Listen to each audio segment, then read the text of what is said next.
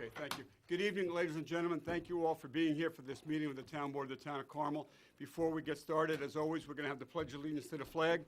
So, Councilman Schneider, would you lead us this evening? It'd be my honor. I pledge allegiance to the flag of the United States of America and to the republic for which it stands, one nation, under God, indivisible, with liberty and justice for all. And if you please remain standing for a moment of silence, reflect upon the sacrifices that our servicemen and women make on a daily basis, especially given light of the 3 service members that were killed in action on Monday in Afghanistan.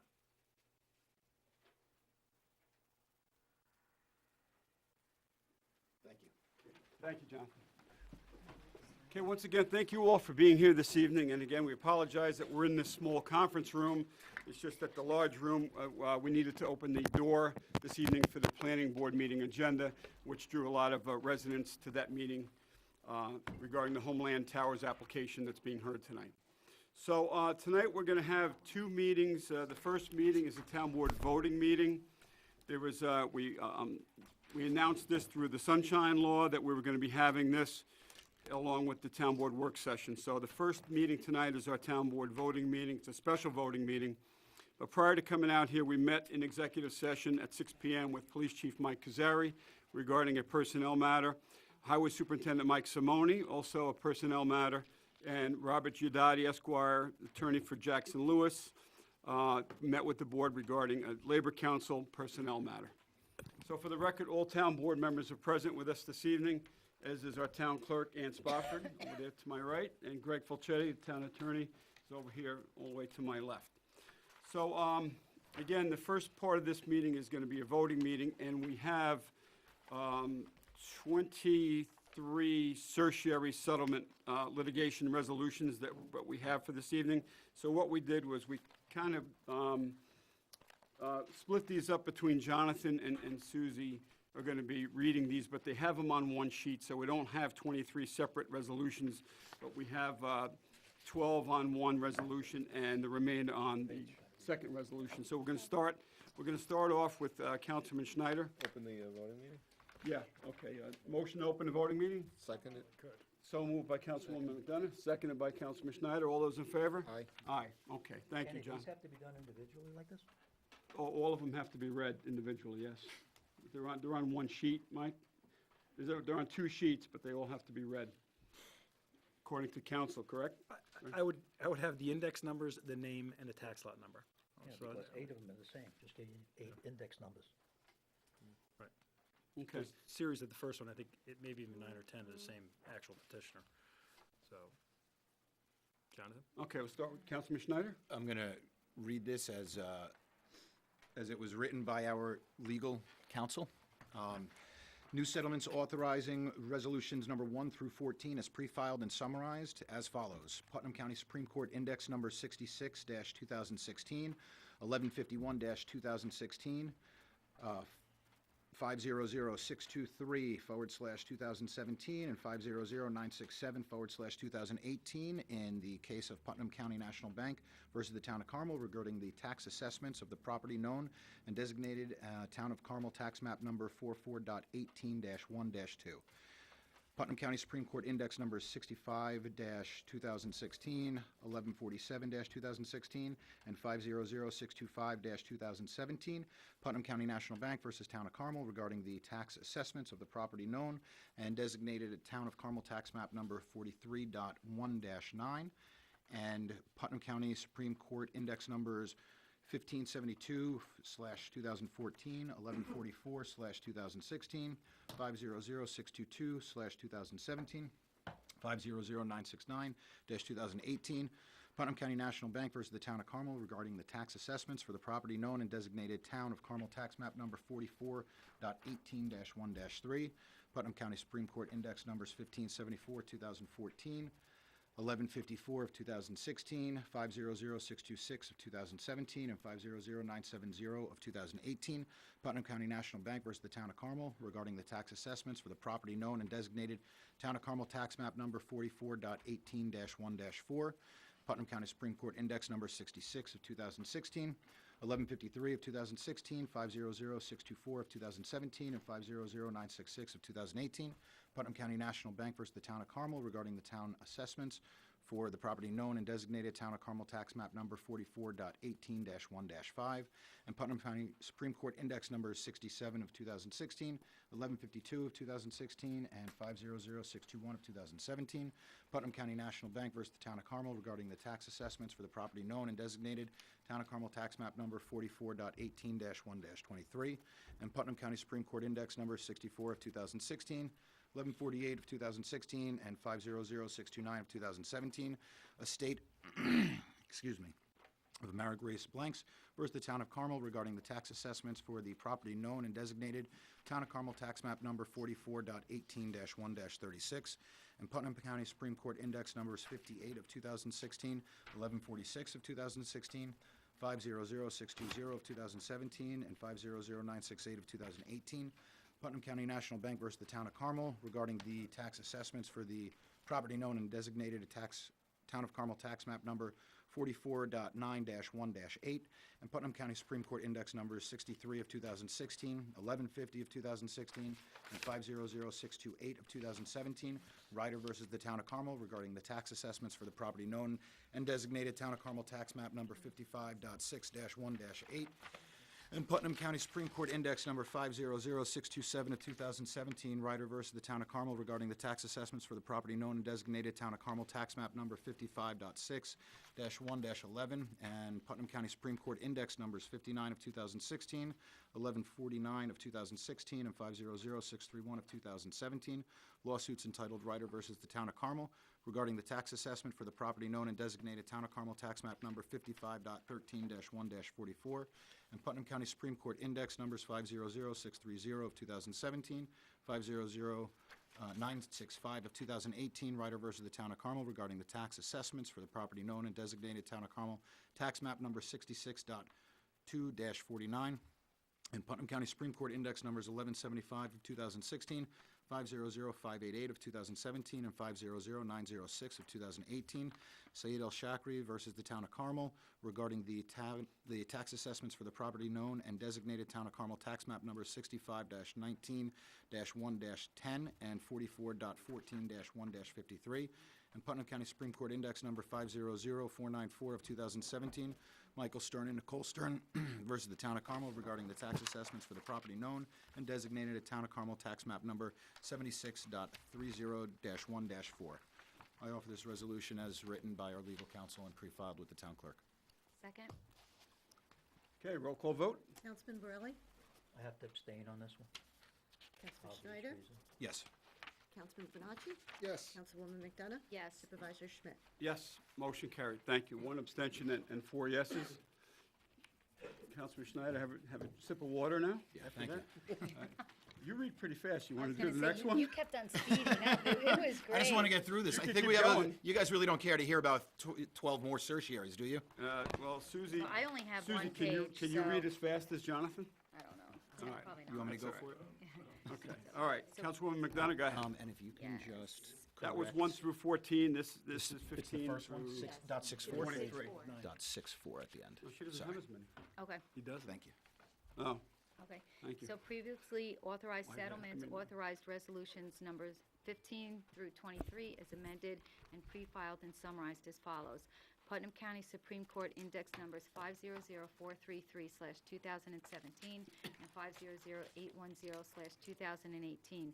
Bernard Simon and Ruth Simon versus the Town of Carmel regarding the tax assessments for the property known and designated Town of Carmel tax map number 62.12-1-64. Putnam County Supreme Court Index numbers 500432-2017 and 500812-2018, Morshan Taish versus the Town of Carmel regarding the tax assessments for the property known and designated Town of Carmel tax map numbers 75.7-3-44. And Putnam County Supreme Court Index numbers 500417/2017 and 500803/2018, William Frumkin and Jean Frumkin versus the Town of Carmel regarding the tax assessments for the property known and designated Town of Carmel tax map number 75.8-2-19, and Putnam County Supreme Court Index numbers 500-803/2017 and 500-804/2018, Robert Frankel versus the Town of Carmel regarding the tax assessments for the property known and designated Town of Carmel Tax Map Number 75.8-2-20. Putnam County Supreme Court Index Numbers 500423-2017 and 500805-2018, Gerard Kraus and Christine Kraus versus the Town of Carmel regarding the tax assessments for the property known and designated Town of Carmel Tax Map Number 75.8-2-9. And the Putnam County Supreme Court Index Numbers 500426/2017 and 500806/2018, James Libby and Patricia Libby versus the Town of Carmel regarding the tax assessment for the property known and designated Town of Carmel Tax Map Number 76.5-1-24. And Putnam County Supreme Court Index Numbers 500428-17, 2017, and 500807/2018, Francis McGarrell and Marina McGarrell versus the Town of Carmel regarding the tax assessments for the property known and designated Town of Carmel, tax map number 75-7.7-3-35, and Putnam County Supreme Court Index Numbers 500429/2017 and 500809/2018, Ignacio Morales and Marguerite Morales versus the Town of Carmel regarding the tax assessments for the property known and designated Town of Carmel tax map number 76.5-1-34, and Putnam County Supreme Court Index Numbers 500430/2017 and 500811/2018, Robert Rieger versus the Town of Carmel regarding the tax assessments for the property known and designated Town of Carmel tax map number 76.5-1-37. And that's it. And I offer this resolution as amended and pre-filed with the town clerk. Perfect. Need a second? Seconded. Seconded by Councilman Schneider. Roll call vote. Councilman Burley? Yes. Councilman Schneider? Yes. Councilman Bonacci? Yes. Councilwoman McDonough? Yes. Supervisor Schmidt? Yes, motion carried. Thank you. Thank you, Susie and Jonathan, for those lengthy readings. Appreciate it. Okay, next item on the voting meeting agenda, number 24, is a resolution authorizing scheduling of a public hearing on a proposed local law amending Chapter 156 of the Code of the Town of Carmel entitled Zoning, and this would be from May 1st, 2019. Councilman Lupinacci, could you just read the rest of that resolution? You read the whole thing? I read it. Resolved that the Have to read Town the Board of whole Town local of law. Carmel hereby authorizes the scheduling of a public hearing at Town Hall, 60 McAlpin Avenue, Mahopac, New York, 10541, on Wednesday, May 1st, 2019, at 7 p.m. or as soon thereafter that evening as possible, on a proposed local law amending Chapter 156 of the Code of the Town of Carmel entitled Zoning. And be it further resolved that Town Clerk Ann Spofford is hereby authorized and instructed to publish and post the necessary notices in the official newspapers of the town and on the town bulletin board regarding this public hearing. I offer this resolution as read. Second. Okay, there's a second by Councilman Schneider, but before we vote on it, council, I'm going to ask council, just explain briefly what this is about. This is the municipal separate storm sewer systems, the MS4 requirements. The board back in 2008 adopted a version of DEC's model laws for what's known as stormwater management. We've had our MS4 audit by the state, and the state requires that you have what's known as an illicit discharge component of that law, meaning impermissible connections to storm sewers and discharge to the sewer systems by users. And there has to be a provision for administrating that, regulating that, enforcing it, and obviously penalties for any violations thereof. So in order to comply with the terms of our MS4 audit, you have to pass a law that contains the illicit discharge provisions. That version is exactly the model law that DEC has, and that's what I recommend that you consider if you have any questions about it. Specifically, it's fairly technical, but it obviously protects the MS4 systems, the retrofits in our storm collection systems with respect to any type of illegal connections or illicit discharges within it, and you have to do it. So, all right. So get on as soon as we can, which is, being that it's zoning, you wouldn't be able to have it before the May 1st meeting. You wouldn't, we need a minimum of 10 days. So if we publish it next week, 10 days. yeah, right, 10 to 20 on zoning. So if it goes in next week, you wouldn't make the 24th, but you would make the 1st. Okay? And we'll have a short form, environmental assessment form for you to consider for secret purposes at that time, and if you are inclined to adopt the law, you can do it that night, after the public hearing closes. All right? Okay, great, okay. Thanks, Greg. Roll call vote? Councilman Borelli?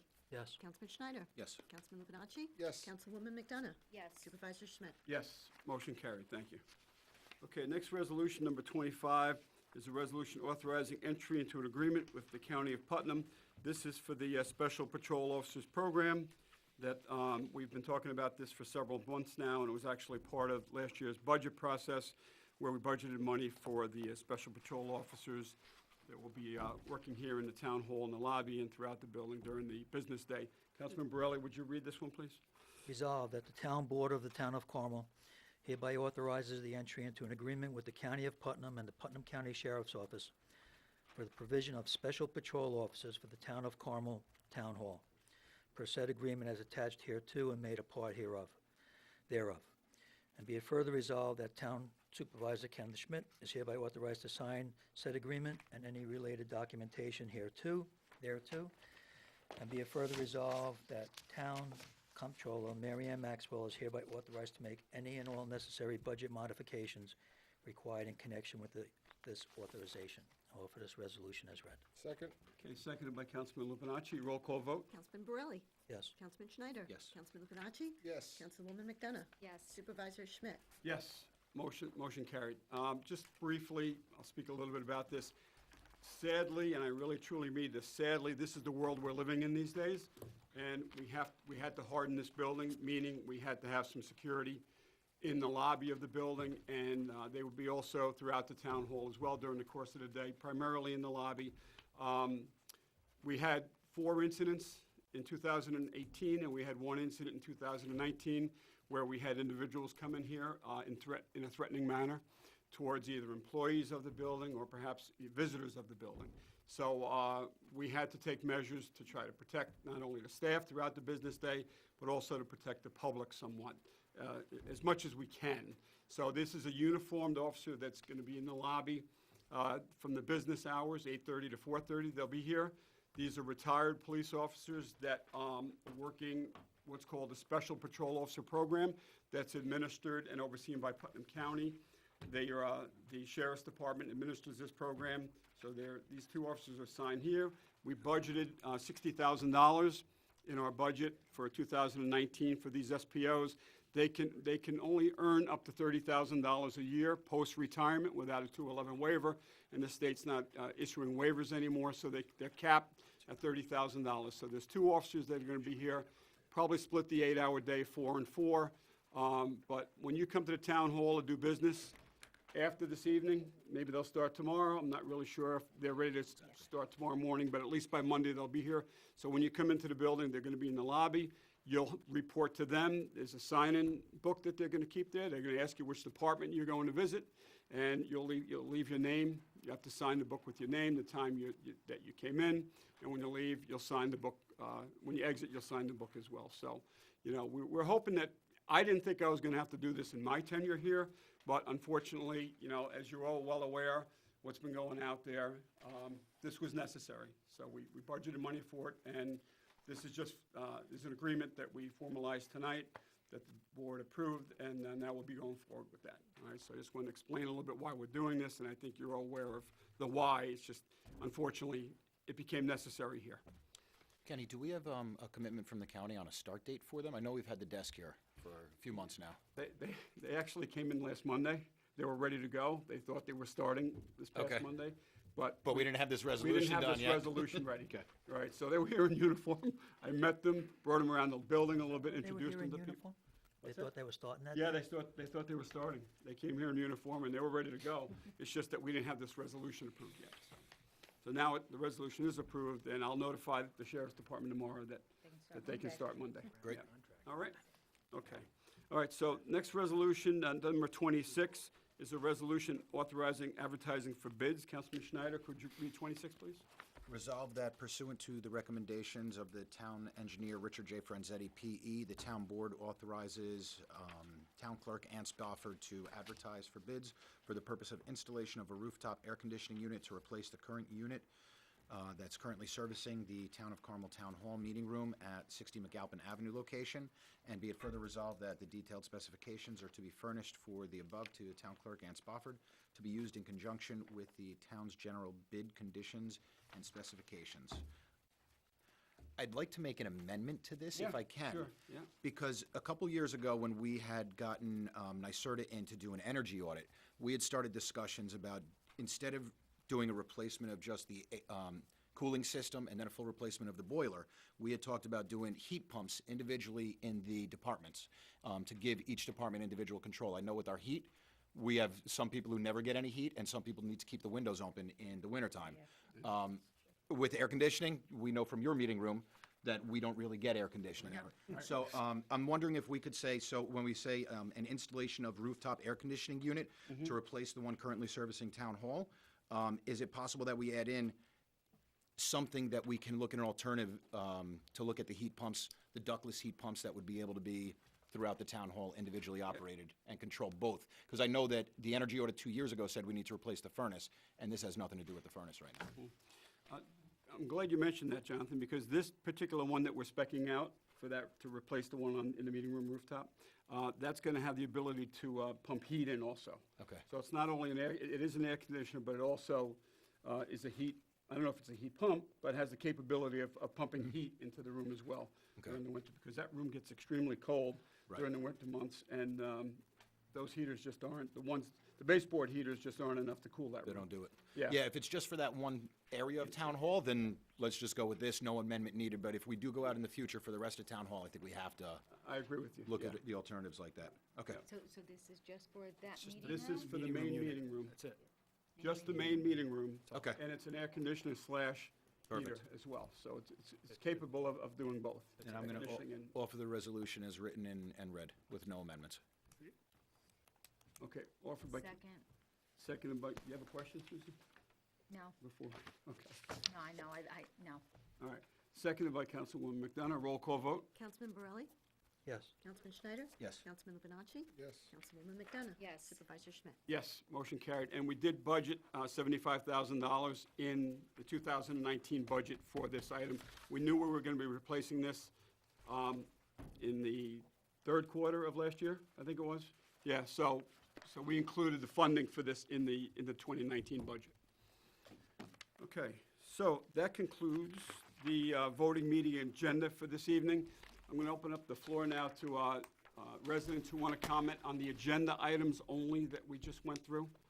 Any agenda items only, come on up at this time. Okay, there's nobody here for agenda items. Is there anybody here for the open forum, new business portion of the meeting? Because we have two meetings tonight, so I'm going to open up this meeting to new business as well. It's the open forum where you must be a resident, taxpayer, a business owner in the town of Carmel to comment to the town board at this portion of the meeting. Yes. Say yes. Yes? Gary, come on up Okay, here. Ann, can you do me a favor, so they don't have to stand? Yes, I They- can take. I'm sorry, Ann. So if you could just pull that chair over a little bit, Ann? Give up your seat. And you could sit in my seat if you like.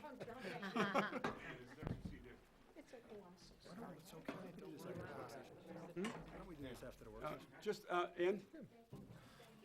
Jim? That would Jim, actually be- just take that chair there and put it on an angle. Put it on a, no. Just like that, that's Just like that. perfect. Use the small one? Easier. Yeah, You get it in the hand of. yeah, right there is fine. All right. Sorry for the cramped quarters Oh, tonight. man. That's all right. You good?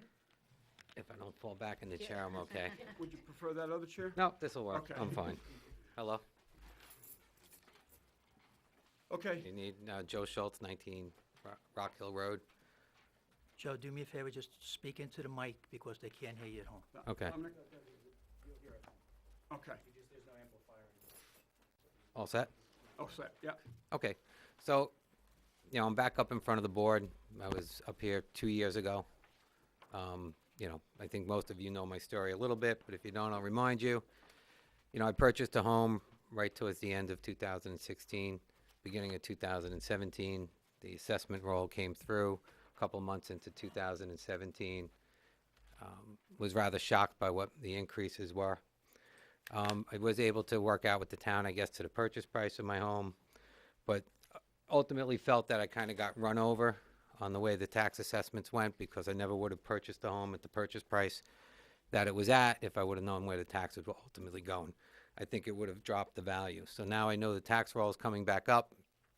I'm kind of interested in knowing where that direction is heading, because, you know, I'm hearing different rumors in the town on ultimately what that's going to, how that's ultimately going to impact home on the lake. And when I do my assessment of valuations to the homes to ultimately what's going to reduce to the homes on the lake, it doesn't seem to add up. And I don't know if this is the right place to bring this up, but I figured I would start here, and then maybe everyone or the board can point me in the right direction to where I can ultimately determine how the town or the assessors coming up with the percentages, and where I believe the percentages can be off the numbers that I look at with house sales since the middle of 2016 until now, versus, you know, where it's going to ultimately end. And then I think, you know, at the end of that, maybe you can give me some insight on how I can approach that. I'll give you some of the numbers that I say. I'm also then interested in, you know, really some direction from the board, right? You're here to help me, right? And determine whether or not we believe that this assessment is correct as it's associated to the lake. And, you know, my understanding and the way I look at the numbers, I don't feel that this 2% is accurate, but I'm happy to be corrected and understand how the numbers are and how they ultimately work, or how they're being fit into the models in order to better understand and what the outcome is. Because when I look at the assessments to the home, specifically around Lake Mayapack, I look at the sales data that's occurred since June of 2016 to date, and I look at homes that have sold versus homes that have not sold, and how they correlate to the assessments that they're associated with. I see a large discrepancy. I see the majority of homes that have sold all are coming in much less than the assessment value that has been pegged to them. And I even see a worse situation on the homes that are presently not sold and have been on the market for quite some time. And I see a big difference in the numbers. I see a lowest number that I can calculate up to is at around 10.3% being different, and then on the higher side, more like a 25 to maybe even 30%. It depends on how you really do your math. So I know there's a lot of intricacies to the calculations, houses that get counted in and houses that get counted out, but I would like to understand it. You know, I believe in fairness. I believe in if the calculations work the way that they work, and that's what we ultimately own, and that's what we have to pay, that's what we need to pay. But on the flip side of that, I also believe that if there's a calculation aspect of it, I should be educated enough by the town, or people should be able to tell me then, so I can back into the same numbers and feel comfortable ultimately then with the taxes that I'm paying. Kenny, I think it would be with Gwen and Gar, correct? Right. Yeah, I don't mean to. Can we get I a work wanted to make session it- going I'm with thinking- Gar and with Glenn? Because I think that would be the best when because I know that we had tip of the iceberg. Right. Same questions that you have, I've asked, and hopefully I'll be getting that information shortly. But I think we definitely need to have a follow-up work session where we can have Gar do a presentation on how they calculated the variables, how each neighborhood is different, what sales data was used, what they're able to use, what outliers they have to get rid of. Because I think all of that's information that's valuable, so that you can make a judgment and a sound call to say, is my house worth what they're telling me my house is worth? Right. Right. And if it is, then I'm paying the right amount of tax. And I If they're think- telling me it's worth more, then you should absolutely have the right to come, say, Glenn, Yep. here's why I think that this is wrong, and here's why, and then we go through that same process that we went through before. But yeah, I you think we get- should definitely set up a work session where we can have Gar really give us a presentation on what they've done as the outside agency that assisted with these. Is this where you have, everybody in the room at once, instead of, speaking with Glenn and then speaking with Gar and then speaking with somebody else? Everybody's gonna be in one room and the answer should be answered. I mean, that's what I would recommend. That's nice to hear, and that's nice to recommend and plan for the future, but you have people in front of you that pay a lot of money in taxes, and there's a deadline of April 15th, which is next week, to set the roll. Well, we So going probably- forward, next year, if you want to set something up so these people know and the whole town knows, but they're here, I think they have a right to be heard. Oh, I Mike, think they Gar- I can think- be I heard think without, Glenn expected them, and since it closes next week, I think they should be heard. Next I year, will, I will let you know that the first numbers that came in from GAR had a 5% increase on the lake. I was saying, how is that possible? Let me see the numbers. So this is still what I'm looking to validate. So absolutely, you guys have legitimate concerns. How much info will you get tonight from it? Probably not much, unfortunately. I still don't know how a 5% increase came, because, we just had it last. Where are the numbers? They Yeah. were, they that? came to us last week, so. and I think it's we just have the unfortunate with information. the calendar for New York State, with how tax assessments go and how the rolls go. We went through this a couple years ago with the calendar of events. It literally comes down to like midnight the day before is when things are getting finalized. I don't envy you for what you do or what your office does. But yeah, we definitely need to get a lot more information. Yeah, I think that then puts us in a difficult position, right? Because then we end up feeling, short end of the stick, right? No, you get the information you get from whoever you get it from, right? The stuff comes out the way that it does, but then it doesn't give us much time to assess it and then ultimately get comfortable, right? Ultimately, I'm looking to be fair about the way this occurs, and I know it's not an easy task and it's extremely complicated, but I also like to understand what I'm ultimately paying, right? I pay a lot, and I know it's a difficult process, but I know these processes pretty well myself, and I'd like to be better understand and have some sufficient time to do it. It sounds like it's not going to be Absolutely. Glenn, can possible you- this year, but Can you go over the on it? calendar from when this gets submitted to when people will actually have it finalized, have their opportunity to discuss things with you? Just that we get a better understanding on the timeline. Because, yeah, I'd hate it if you're like, well, no, the bill's due in 4 weeks. So here's your bill, and you have 2 weeks to talk to me, otherwise you're going to pay this bill. All right. So yes, my assessment roll, it's currently being finalized for this year. It's a tentative assessment roll. It does come out May 1st. That's when it's actually published officially. All the change of assessment notices will be in the mail by the end of April. So yes, you will get a notice. Every property in the town gets that notice mailed. We have had done quite a bit of work on with GAR Associates, determining trends. There are trends that get applied to our assessments. Besides trends, there are changes for other reasons. There's changes for the condition of the homes, if things are improved, if things are being demolished or falling apart, we make changes in the assessment because of that also. So that said, the timeframes that are important is, we have to first finish our tentative assessment roll. That information comes out. May 1st, you get that notice. There's instructions in that notice that explain a little bit about the process, that if you disagree with the number that you get, that you would then, contact the assessor's office and my staff and I, and, we'll have informal discussion, if you like. If we disagree, then we suggest that you complete a complaint on assessment application. You file your information. That then gets heard by the Board of Assessment Review. That's an independent board that reviews the information that you present to them regarding the value of your home. It's not about taxes, it's about the market value of your home. That's what the assessments are. Our assessments are at full market value. So the one thing you could do right now is, take a look at the value of your home, try and determine what you think it is as of July 1st, 2018, because that is our valuation date for the 2019 assessment roll. And the way that works is anything that's standing on March 1st of 2019, which is our taxable status date, gets valued back to July 1st of 2018.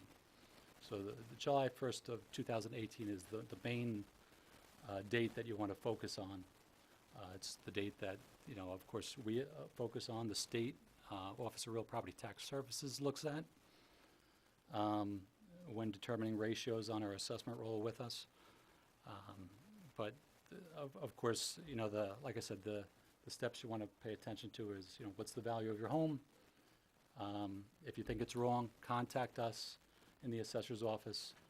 If we disagree and we can't make a change for you, then file a complaint on assessment application. It gives you, the opportunity to see the Board of Assessment Review and get a decision out of them. If they decide to not make a change, or they make a change and you're not happy with it, then the next step would either be small claims assessment review or certiorari. It depends on the type of property, whether it's residential or commercial. So, Glenn, with all due respect, Oh, sorry, go ahead, Mike. with all due respect, everybody here knows that. okay. The bottom line is this for everybody in the town. The town's broken up into 15 different segments. 5 segments are staying flat. 5 segments are going up either 1%, 2%. There's actually another one going down 1%. I think the segment that's sitting in front of you wants an explanation of how you calculated a 2% reduction, and they want the opportunity to show you, in their mind, how they possibly think you were wrong. So all I'm saying is, let them say what they want to say. We all know the rules about assessment. We all know the grievance rules. They came out, hear them out, and then Yes. we can be done. Yeah, our trends are determined right from sales, from usable sales. So, yeah, we did determine trends. That is something we'll be putting that out there soon. That will be in the change of assessment notice, or at least partly in the notice, because, like I said, not every assessment change is due to the trends. It can be because of improvements to homes or demolition of homes and things like that. So, but it is a factor in the assessment. So, but yeah, if lakefront property owners want to ask any more questions about, I do. So, okay. Ju- You want a just- microphone? Yeah, just do the Sure. microphone. So, Yeah. as it relates to myself and specifically with Lake Mayapack, so what I would be interested in knowing, there's about 100 homes or 100 properties that touch that lake, give or take, somewhere between 90 and 100, depending on what you're counting as an actual home.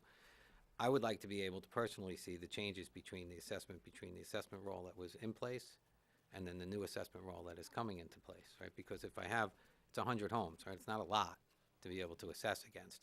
And if I recall from the original assessment, even around the lake was broken up into sections, if I recall correctly. I may be wrong. This is going back 2 years, and that's fine. But I think, is there a way to get access to that information, right?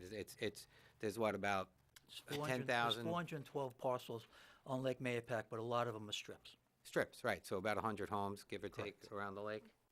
Yeah, but the strips went up a lot too, Yeah, they did. like a real lot. They did, but, Just saying. We've addressed some of those issues also. Yeah. and that's fine. So I'm just, but even if it was 400, though, if I can get everything that goes around the lake, it doesn't become that difficult of a calculation to figure out how's it heading, where were the sales, what were the sales, and other quadrants within the lake, right? East Lake's very different than West Lake, which is different than North Lake. All right, there are some differences which are relatively clear, and you can actually break it up, I think, a little bit around the lake. And we also understand the difficulties of the homes on the lake. They're very different home to home.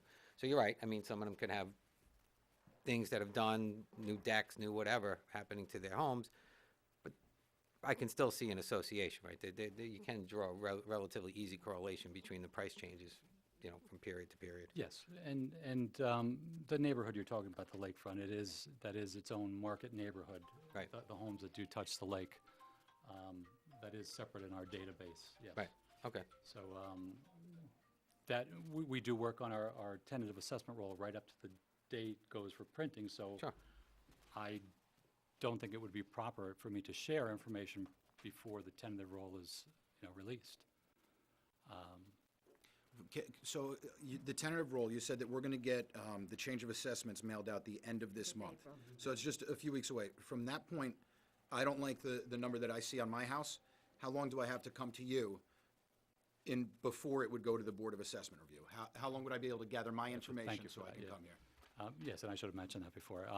This year, grievance day is May 28th. That's the day the Board of Assessment Review meets. It's always the fourth Tuesday in May.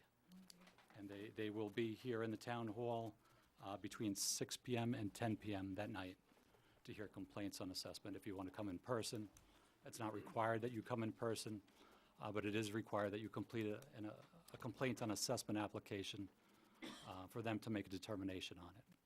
Okay. Okay? Ken, is it possible that we do a special work session meeting?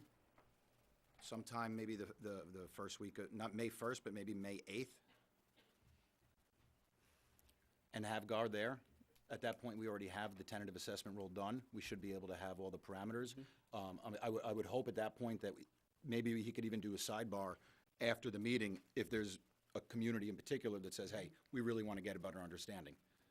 Where you can pull out the information for those I would hope that, 400. yeah, GAR could be able to sit down and say, okay, here's what it is for this neighborhood, and here's how we came up with it, and here's what the underlying factors are that we calculated in order to get what we had for our percent change. And then Glenn can maybe go off of that to say why he varied from what they said that the change should be. So for the purposes of education and articulating why certain. And also because, like you said, I mean, how can Yeah. you say, Yeah. Yeah. if they don't know what we're using for getting these values, then how can they hold an argument against what those values are? So I think just so that everybody can be informed and have an intelligent conversation about the assessed value of their property, and I'd like to have that as soon as that roll comes out, just that, unfortunately, again, it's a calendar, so you have, at that point, maybe 3 weeks between that work session, getting that information. We have from May 8th until the 28th, yeah, so you get the 20 days. That would be But helpful. at that meeting, we just have to make sure you have all the information, so that. You and Gar. Yeah, you and Gar to do it.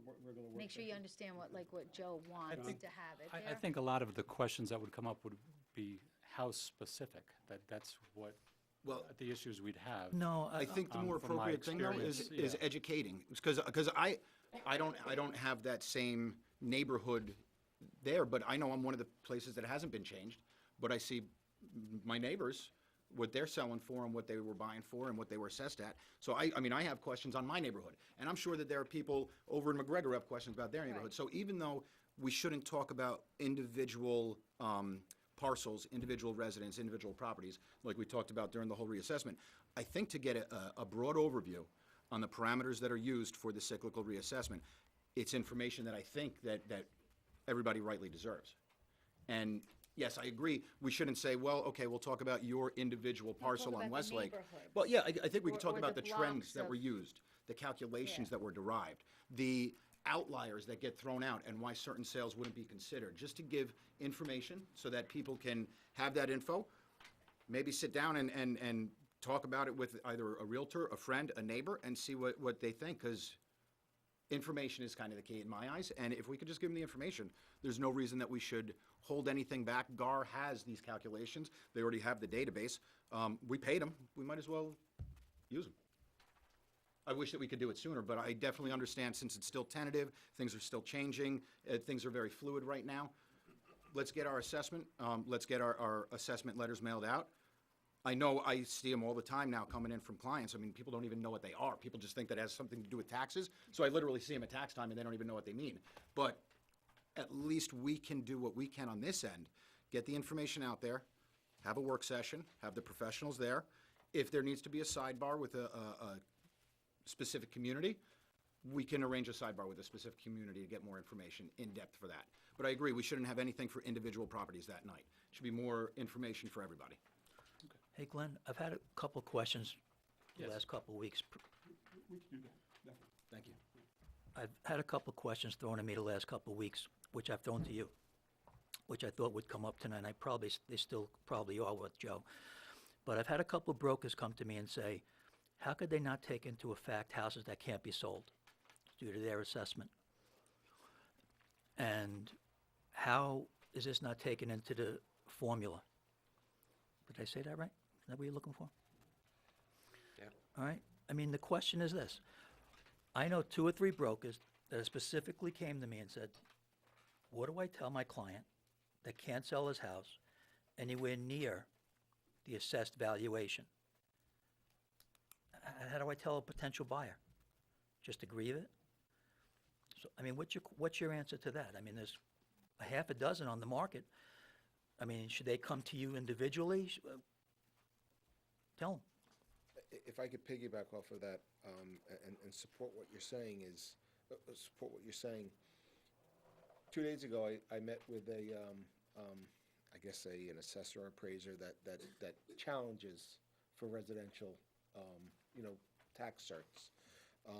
And we were going over it, and he was telling me that the number one thing that he can go in front of a judge and win 90% of the time, 99% of the time, is that if the house was valued at 2 million and it's on the market for 1.5 and not selling over a certain period of time, the judge basically looks at that and lowers the value. So why can't our assessments mirror that? Do you know Well- if houses are on the market? Does the? Oh, yes. Oh, Yeah, okay. we're so- always looking at listings and, yeah, Yeah. of course. I don't think the disparity is as great as you're saying. I think the one thing that you're missing is that you may be looking at last year's Lot of assessments. chuckles out of the audience on that one. I think that everybody may be looking at last year assessments from 2018 and not realizing that as of July 1st, when we file our 2018 assessment roll, we start work on the next assessment roll. And assessments start changing from that day. So if we do see that there's issues with homes that we feel are overassessed, because we've seen the listings on for a while, we adjust. We go out, we knock on doors. We fix them if we're wrong. That does happen. Some of the data that I've seen in the past few weeks has wrong assessments. Don't have the right assessments, if that's what you're looking at. Glenn, can you correct me if I'm wrong, and I agree across the board on this, and unfortunately, I've dove too deep into New York State real property tax law from this reassessment project, and it makes me consider how faulty the law is, because you can't, that's the amazing part. New York State real property tax, you can't use that for it. But I was told that if you have a individual property that's not selling, you can come with the MLS listing showing it was listed here, it dropped to here, it dropped to here, it dropped to here. And I was told, and I can't remember if it was Mr. Woolham or if it was someone else, but I remember something about if you have it listed on the market and you're continuously showing a drop in value that's below that could be used as some underlying factor for you to have an adjustment based on that. If it just doesn't sell based on the numbers and if they're that far off. I mean, if you were to see a disparity like that, would you be able to lower the assessment based on the MLS listing showing that this price is dropping? And not like, oh, it dropped, in 7 days, it dropped 3 times right before he came in to make an argument with you about the assessment. Keep in mind, homes that are... Sorry, not just he, but maybe she as well. I'm not just talking about lakefront, but homes in general, if they're going into foreclosure, they tend to drop fast. The listings drop. They tend to sell for less than market value. I thought So we- foreclosures weren't considered arm's length They're transactions not, on most but we do get approached by many people that are looking to buy these homes. They want to get the assessments reduced. And we can't use homes that are in foreclosure or under duress, where one of the buyers or the sellers are under duress. But Glenn, we're not We're not talking talking about, about my example and John's example But- is you have a house on the lake for $2 million, and it was assessed for $2 million, and a homeowner for 7 months have been trying to sell it, and they're not even getting a showing at 1.5.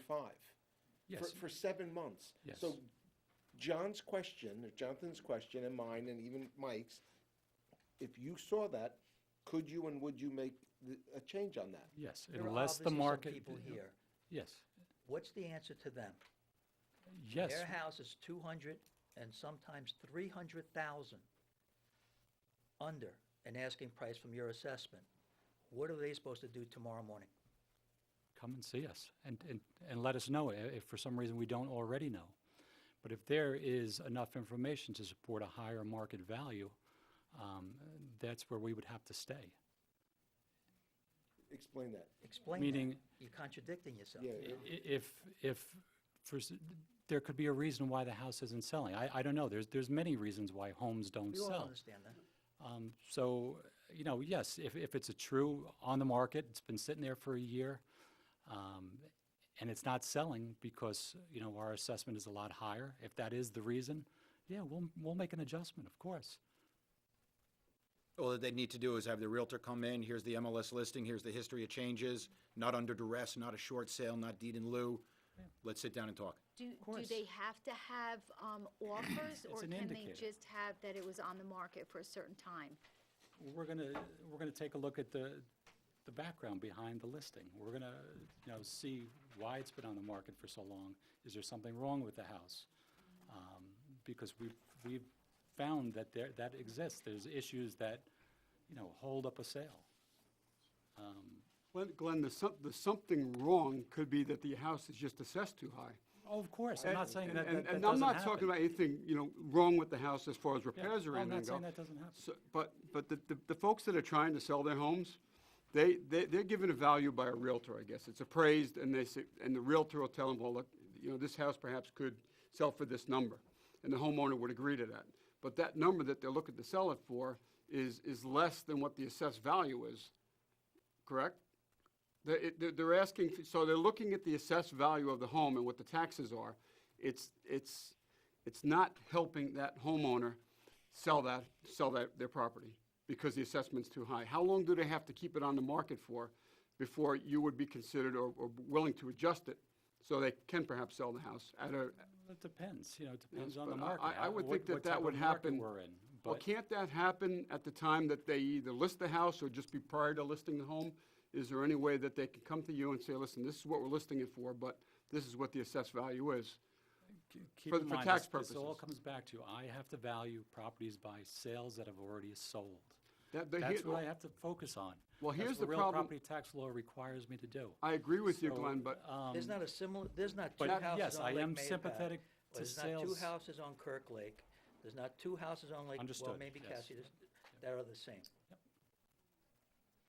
You have distinct neighborhoods around that lake.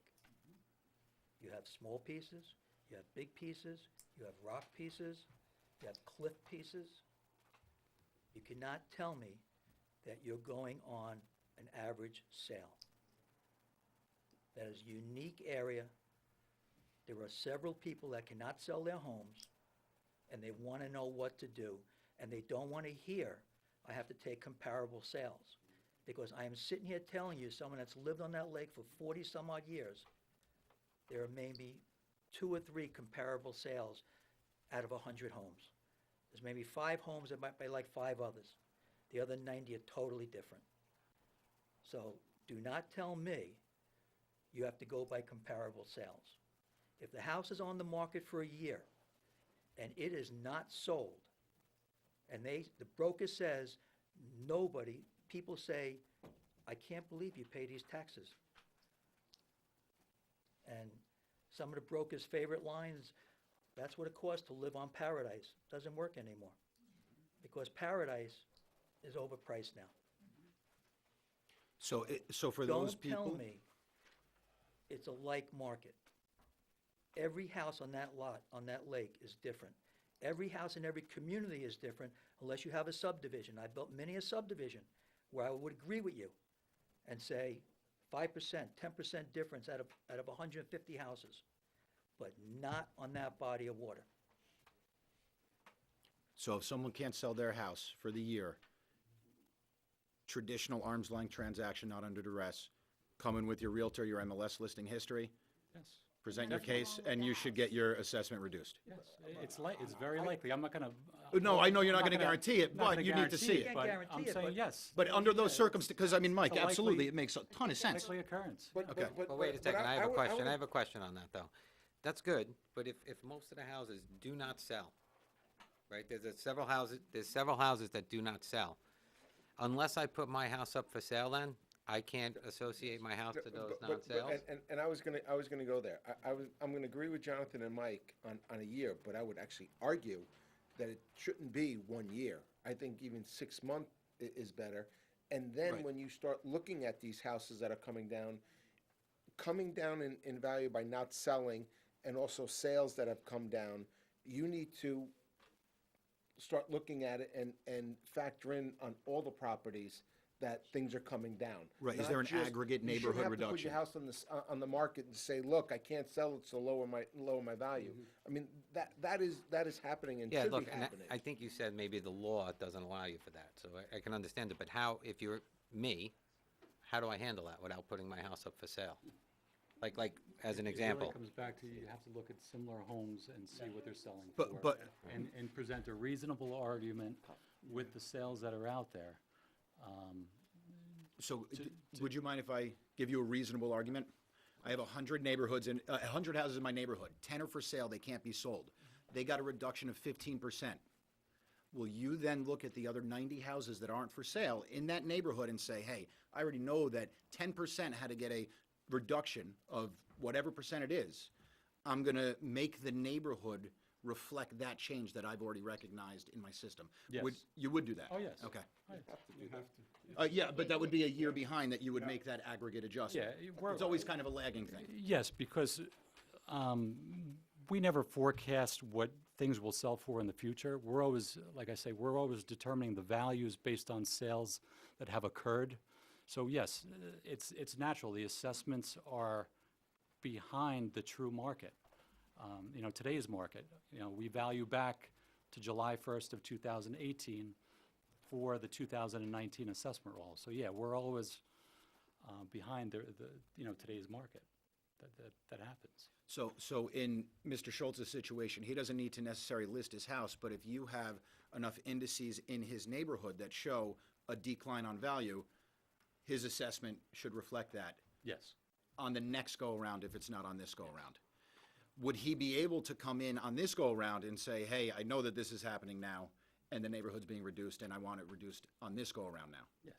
I would say we're very reasonable. We're not stuck on, denying people.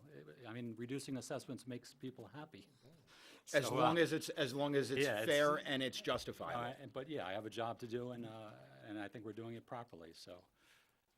For me, though, what's helpful, right, so I understand that look back, though, is to be able to then just see kind of how the trend moves, because I also have to assess my own standing in life, right? Do I want to stay here? Do I want to move? Do I want to continue to pay the taxes the way that I'm paying them, or do I want to put the house up for sale? So these are things that I need to assess, so I have to get an understanding of what I'm dealing with. Fair is fair, right? If the assessments come through and the assessments put my house at a price of X and math makes sense to me and I understand how numbers go in and numbers go out, and I understand there's a squishy part to it, right, where every house can't be the same, but I need to be comfortable with that as a homeowner, right, and be able to look at my house and then it's when I correct, show they're up fair. at it, not be upset that I'm paying taxes the way Right. that I am, right, and be like, should I even stay here? And that's ultimately what I want to get to, for me, right? So with this work situation, like, I would like to take part in that and then get a better understanding of how these numbers work. Sure. Okay. Hey, Glenn, question. The recent sales data from around the lake, the 909 code, Yes. all right, so the sales and the assessed value. So the recent sales, let's talk the last year. Let's go back to last year. So the sales that you've had recently in the 909 around the lake, Really gonna do this now? Yeah. We're I'm gonna just go to gonna an ask- individual neighborhood No. right now, when we have no numbers, we have nothing validating from GAR. We're gonna now start asking the question about what sales we have. We just said it's absolutely not appropriate before a tentative roll is out to talk about it, and now you wanna specifically target one individual neighborhood, ask about historical sales. I When think we it- just I said that think we were it's a gonna have a fair- work I think it's session. a fair question You're not because asking about a particular house. I'm you're not asking about any particular sale. particular house. I'm asking about sales. You're asking about a neighborhood that's still undergoing the adjustments under a tentative assessment roll that we haven't submitted yet. I'm asking sales versus assessed value. How, the percentage, how close were your sales to the assessed value? That's a fair question. I'm not asking about, I'm just asking Glenn, based on the recent sales and what the assessments were on those individual properties, without naming properties, what was the percentage of, how close were these sales based on the assessed value? I mean, was there a large gap in the percentage, or did they? I don't think I can speak on that tonight, Kenny. I didn't, Okay. I mean, I'm not even on the agenda tonight, but I think we should save that for another meeting, Okay. for when we have the data in front of us and we can show it. We definitely want to get you the information, but we You wanna We make sure can it's have it. correct information. Yeah. yeah, because we have preliminary numbers that were presented to us. We have numbers that came as well after that from Glenn and his office that were adjusted from that point. And I don't know if those numbers are going to match what we have for our tentative assessment roll that's going to go out in 2 weeks. Right. So I would say we should get real numbers, we should get real data, we should have real discussions, and give real information so that you guys can make very important life decisions like you're talking about. Right, so that should be the first week of May. Yes. May, Eighth. May 8th, yes. Yeah, because I think Wednesday, May 1st 8th. would be too, I don't think everybody would have their assessment noticed by then, so make it May 8th, give you a couple So days to you'd be digest. Arguing for next year. I understand. No, I understand, but if there's nothing else we can do about it, I have to argue something, right? Like, I don't know. Well- I mean, I can argue, No, I well, can go you back and could argue because of something, but, what, I don't know who It's was not- that. For it's- next year, it would be for the 2019 assessment roll. right, there's still a Yeah, process there's that I still can time follow, right? for But- the Absolutely. 2019, yeah. if Yeah. you feel Oh, you that mean the before May assessments- 28th, yes. before- okay. Yeah, May yeah, 28th. on or before May 28th. So I'd have you'd about to 3 file, weeks yeah. after the understanding of how the numbers and Right. figures Yeah. come through. Right. Yeah, I mean, ideally, we would love to have, 3, 4 months, so everybody, I mean, up here, I know I would definitely love to see a lot more data and be able to digest it a lot more, but it's just, it's amazing the timeline that New York State puts down for what They you're don't able to give do. you any time. This It's should be sad. every year, first week of May, Yes, a meeting to discuss the taxes and the increase and decreases every year on a certain date. absolutely. I don't determine the taxes. I know that. You mean assessments, yeah. Yeah, no, I think that would be great. I think the first week of May, after the tentative assessment roll is out, especially, we went 20 years without doing a reassessment project, and now we're keeping up with the cyclical reassessment. So move it standard. one step forward, yeah, one. First, I yeah, don't first think week of it's May. fair- I don't think it's fair that people have to hear stories, I'm in Bucci's Deli, hey, they're raising lakefront 4%. 5%, right, yeah. I go, where'd you hear that? Yeah. And then, Glenn comes into us and gives us information, and he's right, he's time constrained. I asked him, Glenn, why didn't you give us this a month ago? He only got it a couple weeks ago. And last week, we had an emergency. We actually pushed them off to the previous week, and we're here this week, and next week is a deadline. So going forward, the first meeting in May, I think it should be put on the agenda permanently Automatic. Yeah. for the rest of our lives. To keep up with a cyclical reassessment. And for love people it. to get the information that they need. Well, unfortunately, if we don't keep up with a cyclical reassessment in reality, it's not going to We're matter. gonna be back So right we to really need to keep up where we every were. year with it. We don't get paid a lot of money from the state to do it in their budget, but like Mike said, I mean, just make it automatic. You have That's a it. unique situation No-brainer. now. Go ahead, I'm sorry, John. No, it's just, to me, it's a no-brainer. If we're going to have the information, it's going to be the same calendar every year, we might as well, especially if we're going to have another consultant that we're paying, like we do with with GAR right now. You have a unique situation now where everybody knows what happened at this last reval. And I specifically told this board before I sat on this board that there will be a dozen people that get hurt big time from this reval. And there are 6 of them that I count that can't sell their homes. And that has to be addressed now. Not with a 1 or 2% reduction a year.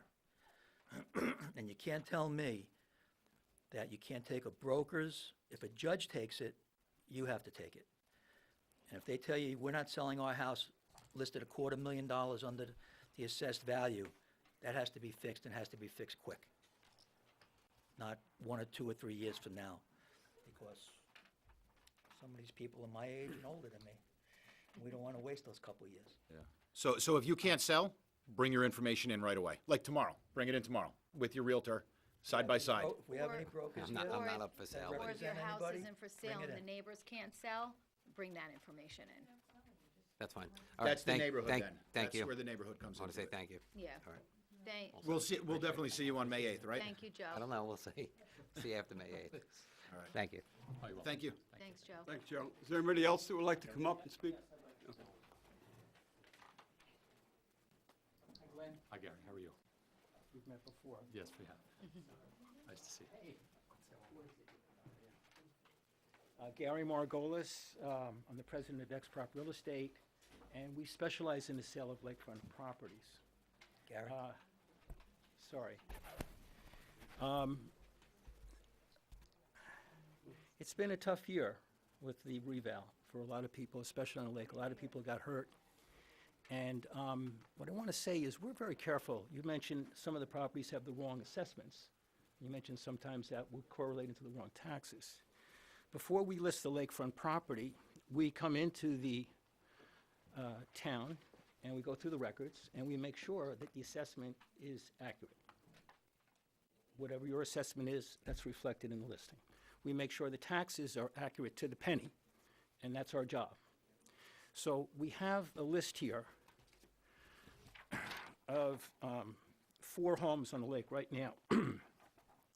The first one is assessed at 580, but they're only asking 499. Okay, and that one was just recently changed. It was reduced. The listing just was reduced on that one, wasn't it? Correct. So, Good. I'm aware of it. Good, okay, Yes. thank you. The second one is listed at 1,131,000, but the asking price is only 1,050,000.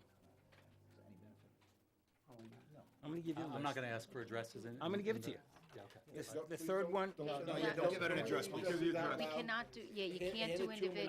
I'm Yeah, hand it to them. I'm handing it Yeah. and saying, please do right by these people. They've asked me to come in here and represent them. The second one, the assessed values are wrong because they were in for a court case with And us what last what is year. the new value? Gentlemen, would it be possible that you two sit down tomorrow during business hours and please go over everything in that file? Because you may be able to prevent a dozen people from having to come in if you just give the information that you have, because you probably know it better than most people on the lake, especially that it's your business. I mean, I would think anybody who would have the information that can justify and validate the changing trends of real estate that's for sale, I would think that it would be you. And I would hope that you guys would be able to just kind of work together on the side with this to figure out the appropriate values for not only these properties, but for the neighborhood. Sure.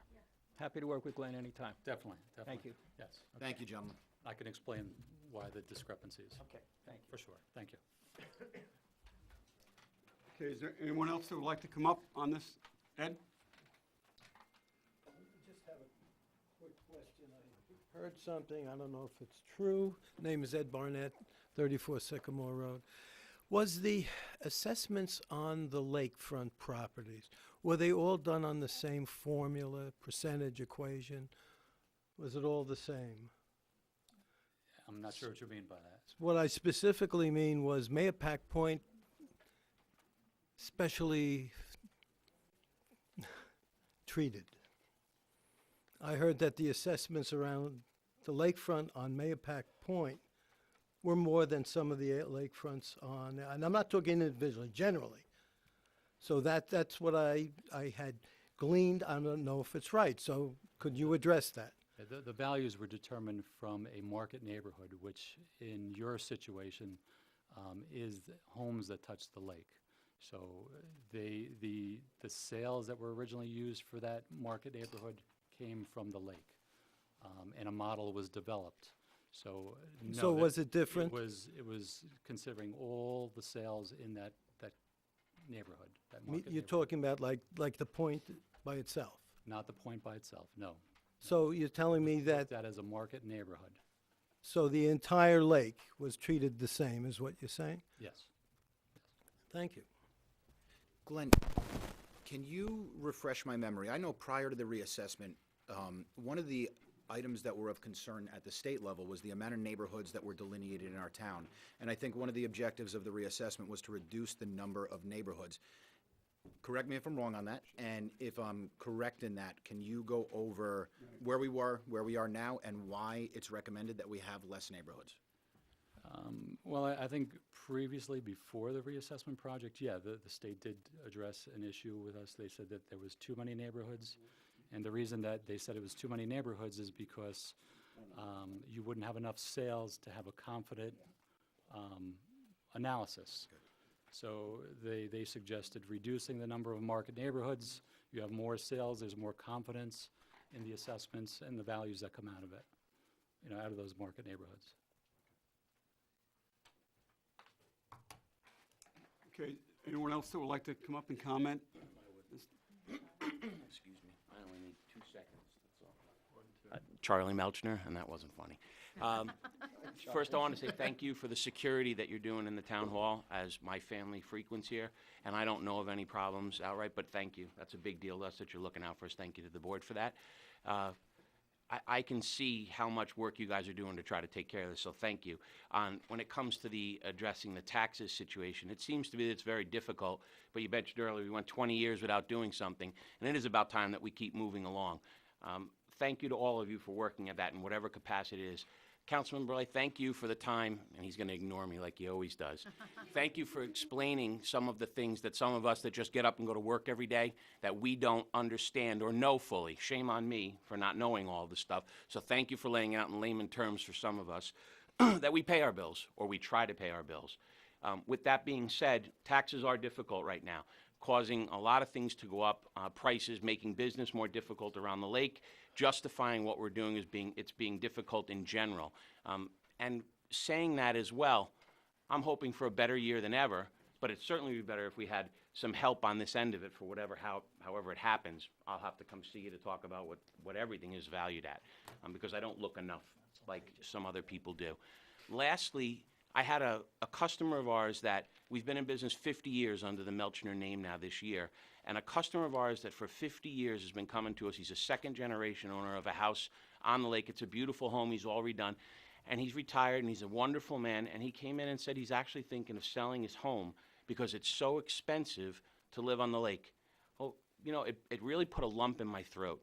This is a man who his father, I grew up watching him ride in with all his kids and his grandkids and his family to go into town to get ice cream and park at the marina, take care of his boat. And then I watched his son take his whole family and do that. And now his children and the children and so on, they may not be able to carry on that tradition of driving into town to go to get ice cream or get something or do something. And not because they're financially strapped by any means, because they just feel that the value of what it costs to be there is just so excessive at this point. And I realize we're in that find a happy spot in between. We have to do that right now. But I want to say thank you to all of you for taking the time. I really appreciate it. Like I said, for someone that's not really as educated as I should be, I look to a lot of people in the audience here that are much smarter than me to figure out what's going on, and the information we're getting is great. So thank you for all the work. Thank you for the security in the town hall. Thank you, Councilman over there. Please, I appreciate everything you do with laying it out like that, and thank you to all of you, and that's it. Have a great night. Thanks, Charlie.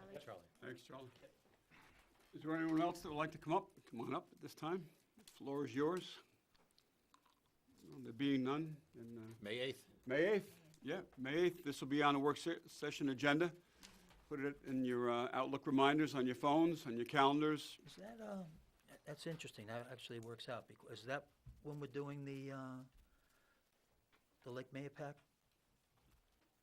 Weren't we talking about sharing with the public the condition of Lake Condition Mayapack? of the lake, yeah. I thought we were doing it sooner than that. Yeah. I thought we were, at least from the emails that I saw today, I thought we were gonna No, I try know and get that. that on but quick. I think the Lake Board wanted to do a presentation to share it on the TV Right. with the town Okay. on what's going on. And I think those two would definitely complement each other. Or if they could be coordinated maybe at the same time. That could be on May 8th also. Ed? Or that could be on May 1st, because May 1st, I mean, don't you want the lake stuff out, like the condition of the lake a little bit earlier?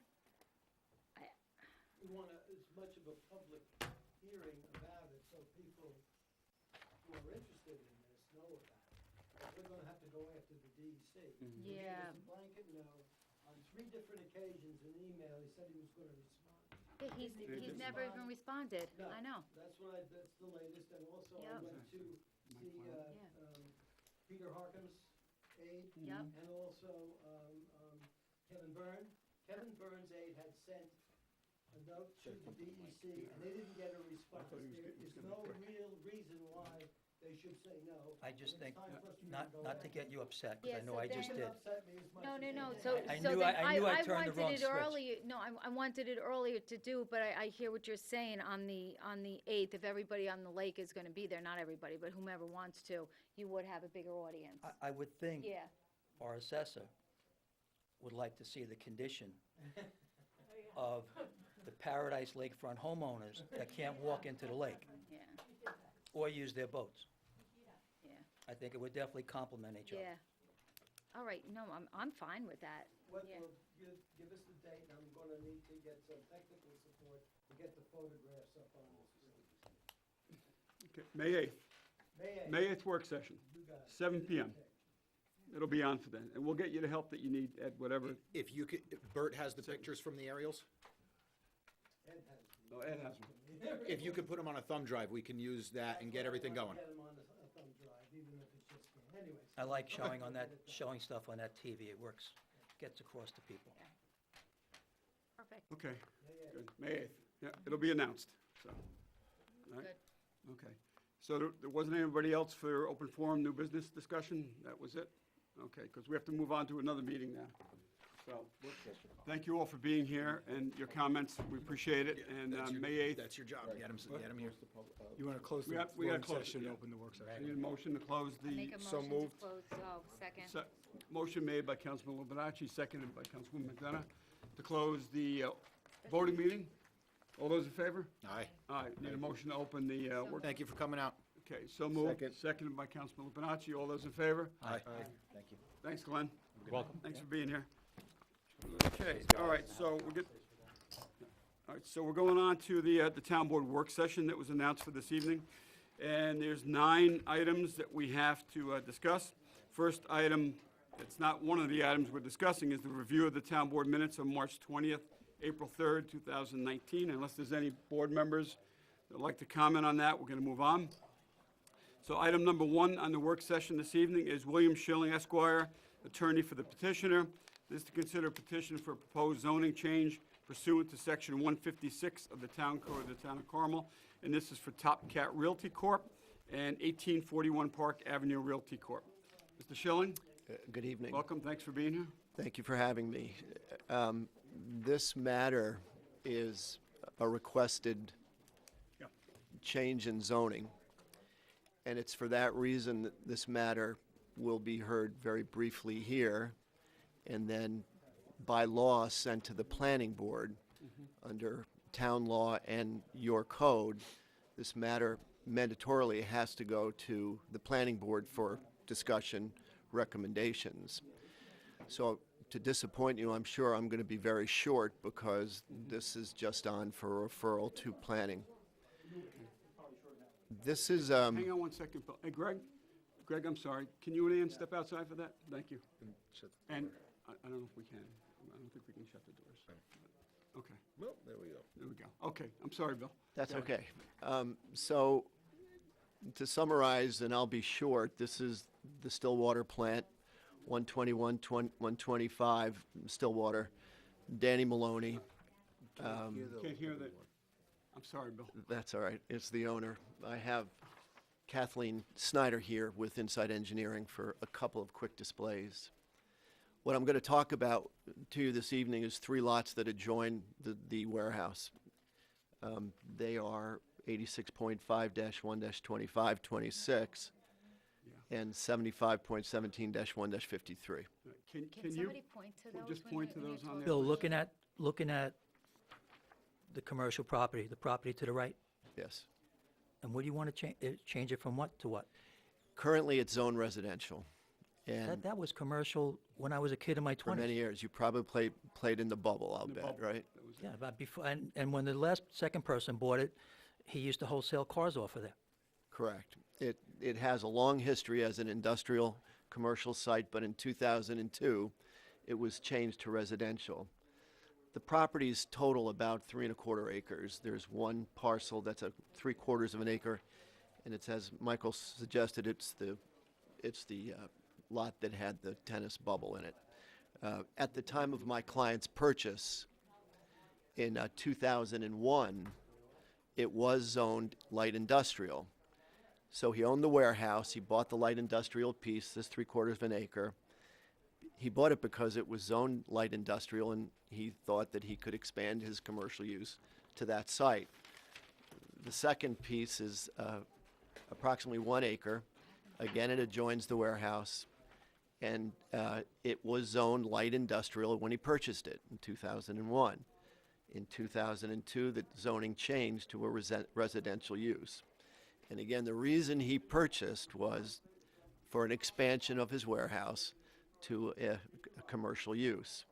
And the third piece is at 1½ acres, and this was, at the time of his purchase in 2002, he was under contract to buy.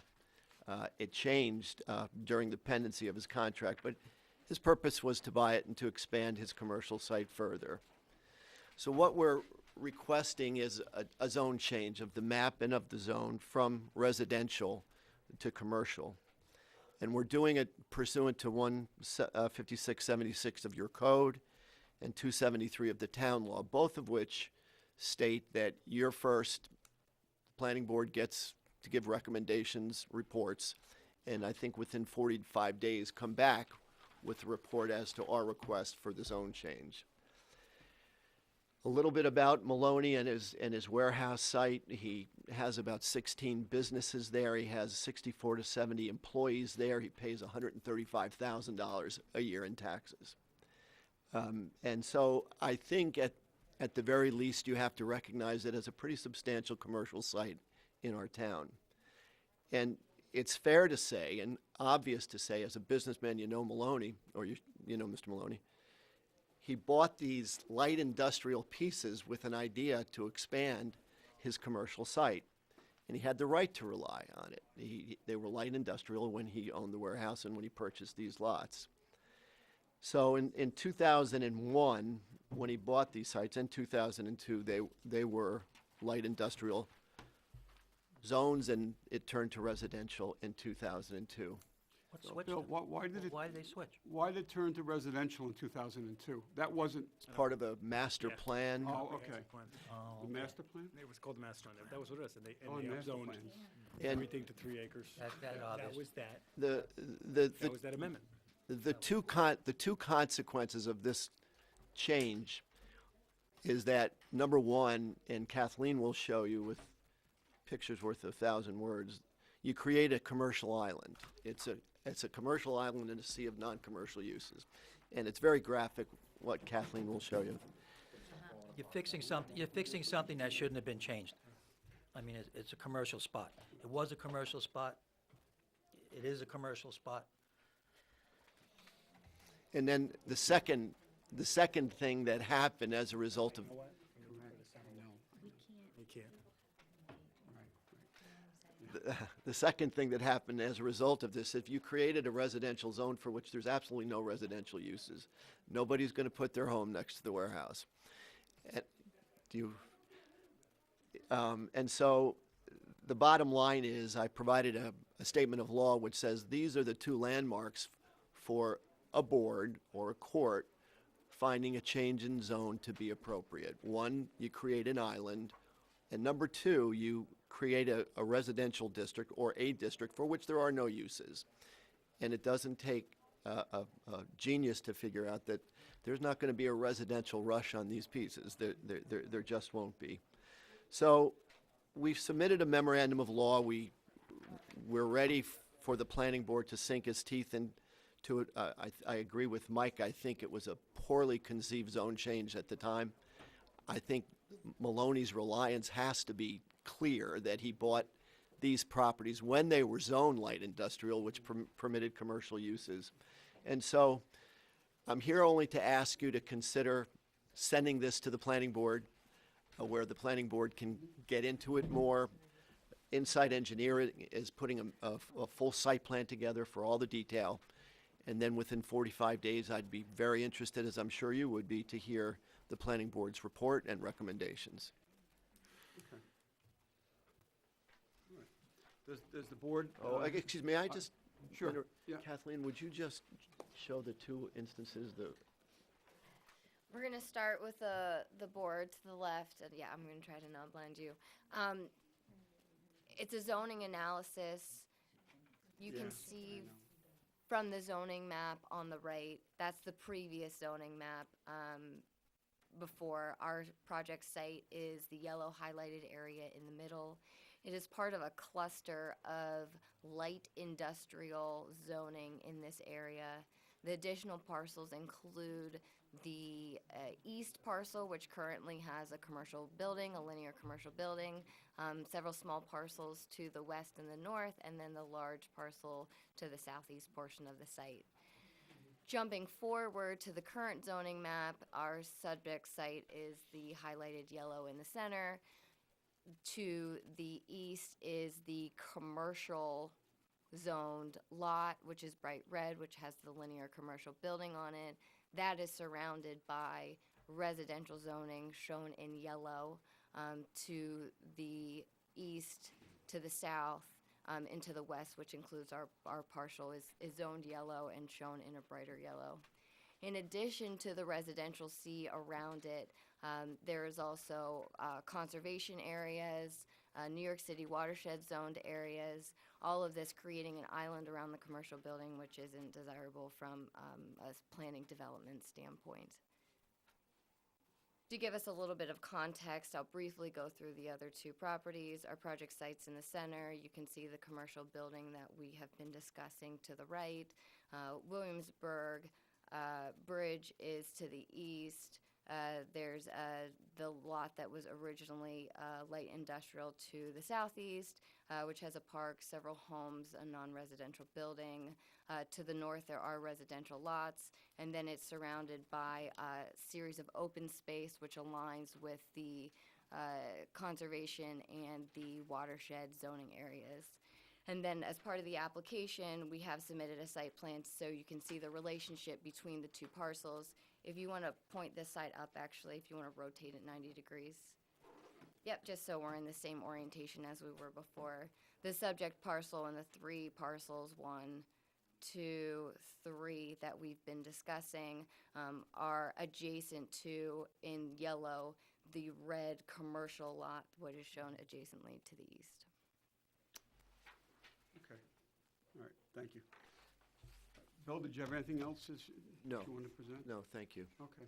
Town board members, do you have any questions, comments, concerns? Is this something that we could forward on to the planning board? It should be. I think we have to, don't we? Yeah.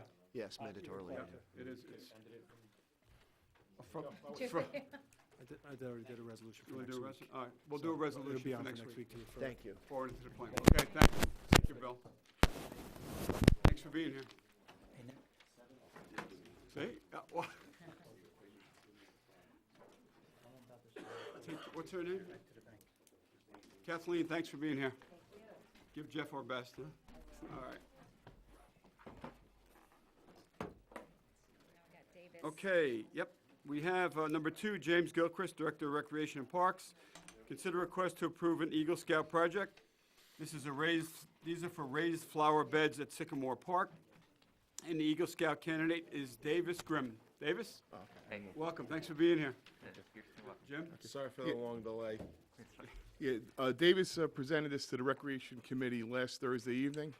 It was anonymously approved, and we recommended it went on for this evening. Thanks, Ann, for getting it on the quick notice. Yes, Annie, thank you. So we're trying to get this done as an early spring project. So Davis will be working with the Mayapack Garden Club, picking out, and he'll explain that during his presentation. So we have everything covered. We've surveyed the site. We actually use our master plan, as you'll see a little picture of it. We've been using that for a lot of projects through Sycamore Park. So this would be a great improvement for the town of Carmel. Davis, why don't you go on and explain your project? Okay. And the main thing would be fundraising also there yesterday. So the gist of the project is essentially to replace the raised planting beds that are around the main Sycamore Park office. We're going to be replacing 3 of them and adding 1 more. Okay. So the materials that we'd probably be using are railroad timbers. They cost just under $2,000, including the timbers and the spikes to attach them. And we'll get a 5% discount because it's an Eagle Scout project and free delivery to the park. As for fundraising, we have a few ideas, such as a car wash, spaghetti or barbecue dinner, tag sale, bake sale, or just get some donations from Home Depot. Perfect. Okay. I like the spaghetti dinner fundraising there. That'd be great. I'll be there. Well, we haven't decided yet. Okay. He may I'm knock on your door. Trying to help you. Okay. Okay. They're good fundraisers, spaghetti dinners, Yeah. right, Ann? Yeah, you are. We did one here for the 9/11 memorial, to raise money for that. Very well attended.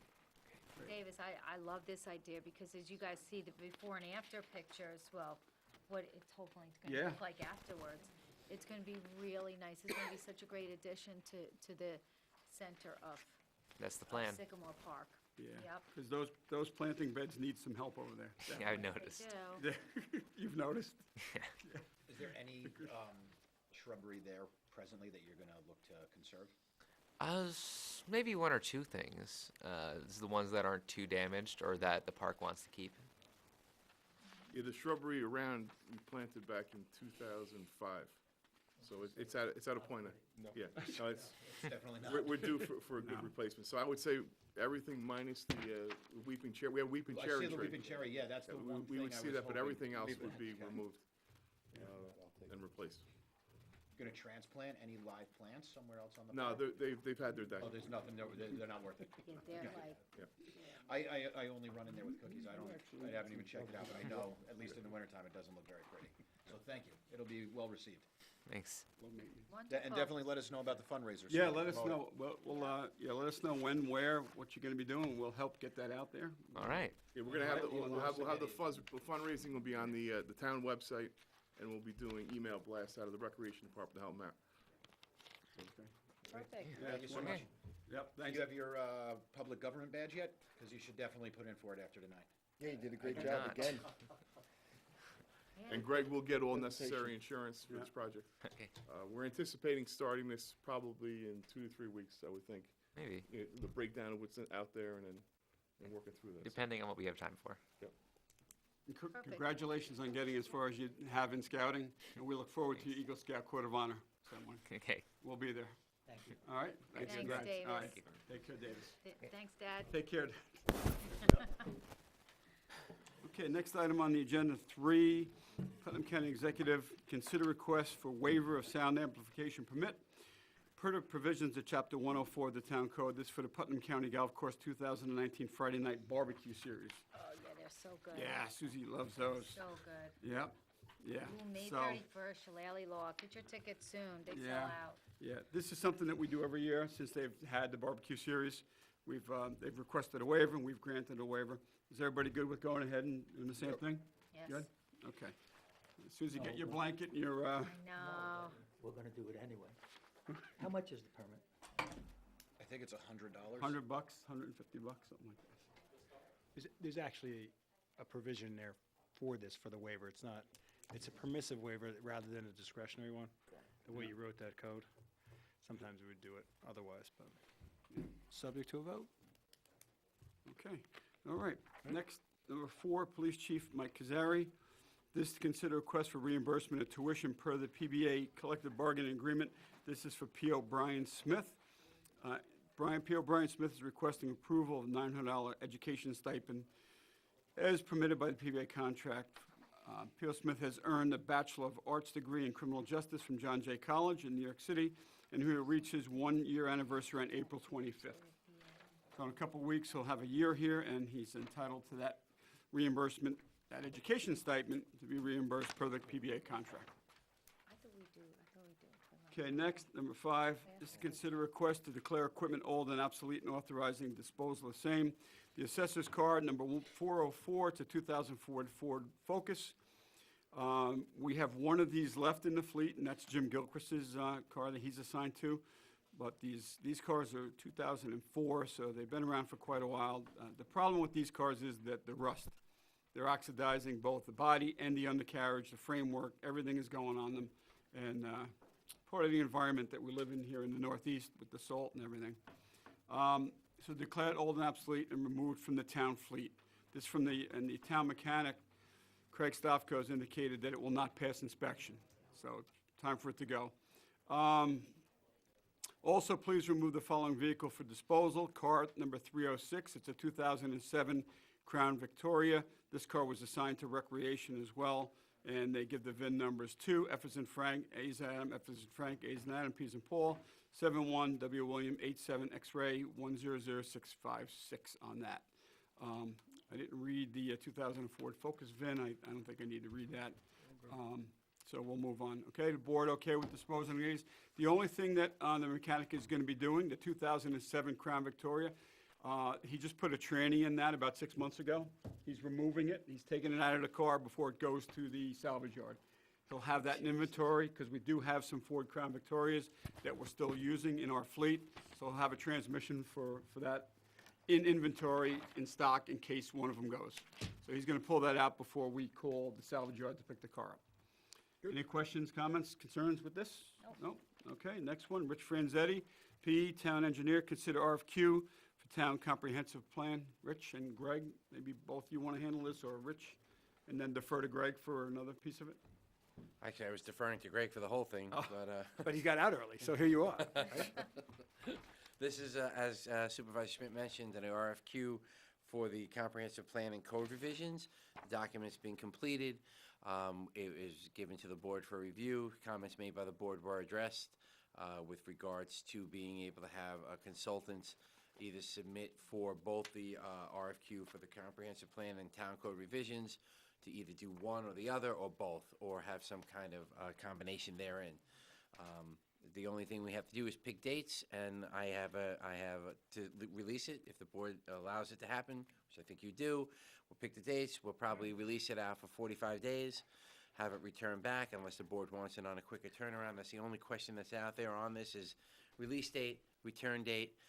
We'll put it up on BidNet, and we'll also try to solicit some names from Pat Cleary to identify if there are firms that he would recommend to do it to or submit these to, but we will put it on BidNet, New York State BidNet.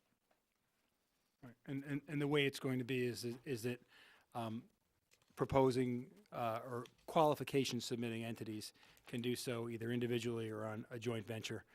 You may get a firm that's in the planning industry that may want to join up with a law firm, okay, and submit together their qualifications, and but they can do it also that they submit for one or the other. But in that circumstance, again, you're only soliciting for the qualifications of a potential proposer, and then after that, then you'll ask them for their pricing, and then before you do anything, and make a determination based on the pricing for the scope of works. Right, so the way the RFQ is listed is that we qualify them, we identify them, and then we can ask for pricing. Okay, perfect. Thank you. Okay, what do you want to use as a turnaround time for these? 60 days? Whatever they suggest. I think they're asking. 45 was the 45 general would be suggestion. nice. I mean, I we've think only it's- been doing this a long time. Again, you're going to have to add at least probably 30 for proposals. So So factor that into your mind. Any reason on the RFQ that we're not looking for a price at the same time? Because what we want to do is whittle down who the entities or the firms you think are qualified to do it. If we just go out with pricing, what happens is No, you end but up. can we do both, like, and submit your price? You know what we're looking for? Go ahead. We did this with the, when we went out for the RFQs for the operators for the water and sewer plants. We qualified them based on the criteria that were put in there, in the RFQ. And then we said, okay, give us your prices. So we had only, we submitted it to a bunch of firms, a bunch of consultants. For that, we only had 3 that came in. In this case, when we qualified them, I think we're better suited to review it based on the qualifications here, identify who's going to be able to meet what we're looking for, and then say, hey, give us your prices. Once you've qualified them, I don't think you need to go out for a proposal again. You can But they ask them. They have to submit, and They'd that's have not going to submit be. It would be, a we week, would you know, ask them we need for the some time. pricing within a time frame, right? We'd say, okay, thank you for doing it. Here's the RFP, which is based on the RFQs you provided, essentially written that way. Give us some pricing on what it is to get us there. Because it's, We're thinking a 2-week turnaround time from the time that we qualify to the time that we should get some numbers in. I would say on the outside 30 days. I would say 30. Just because the way I look at it, it's somewhat technical, and it's a specialized set of fields that qualifying a group of potential professionals is probably your first thing. Because on the RFP, when you get the actual proposals, you're not necessarily bound by the low responsible number. You can base it based on your qualifications, even if the numbers are higher. I'm not recommending one way or the other, just you have that flexibility. So qualifying the professionals, I think, is of the utmost importance with respect to a project like this. Because you last did it, 17 years ago, or 20 years ago. The plan was done in 2002, but it took 2 or 3 years to do it. Right. So. Thank you. Okay, thanks. Any further questions from the board on this? Susie? No, what are the date? You said we wanted to tell them the dates? Yeah.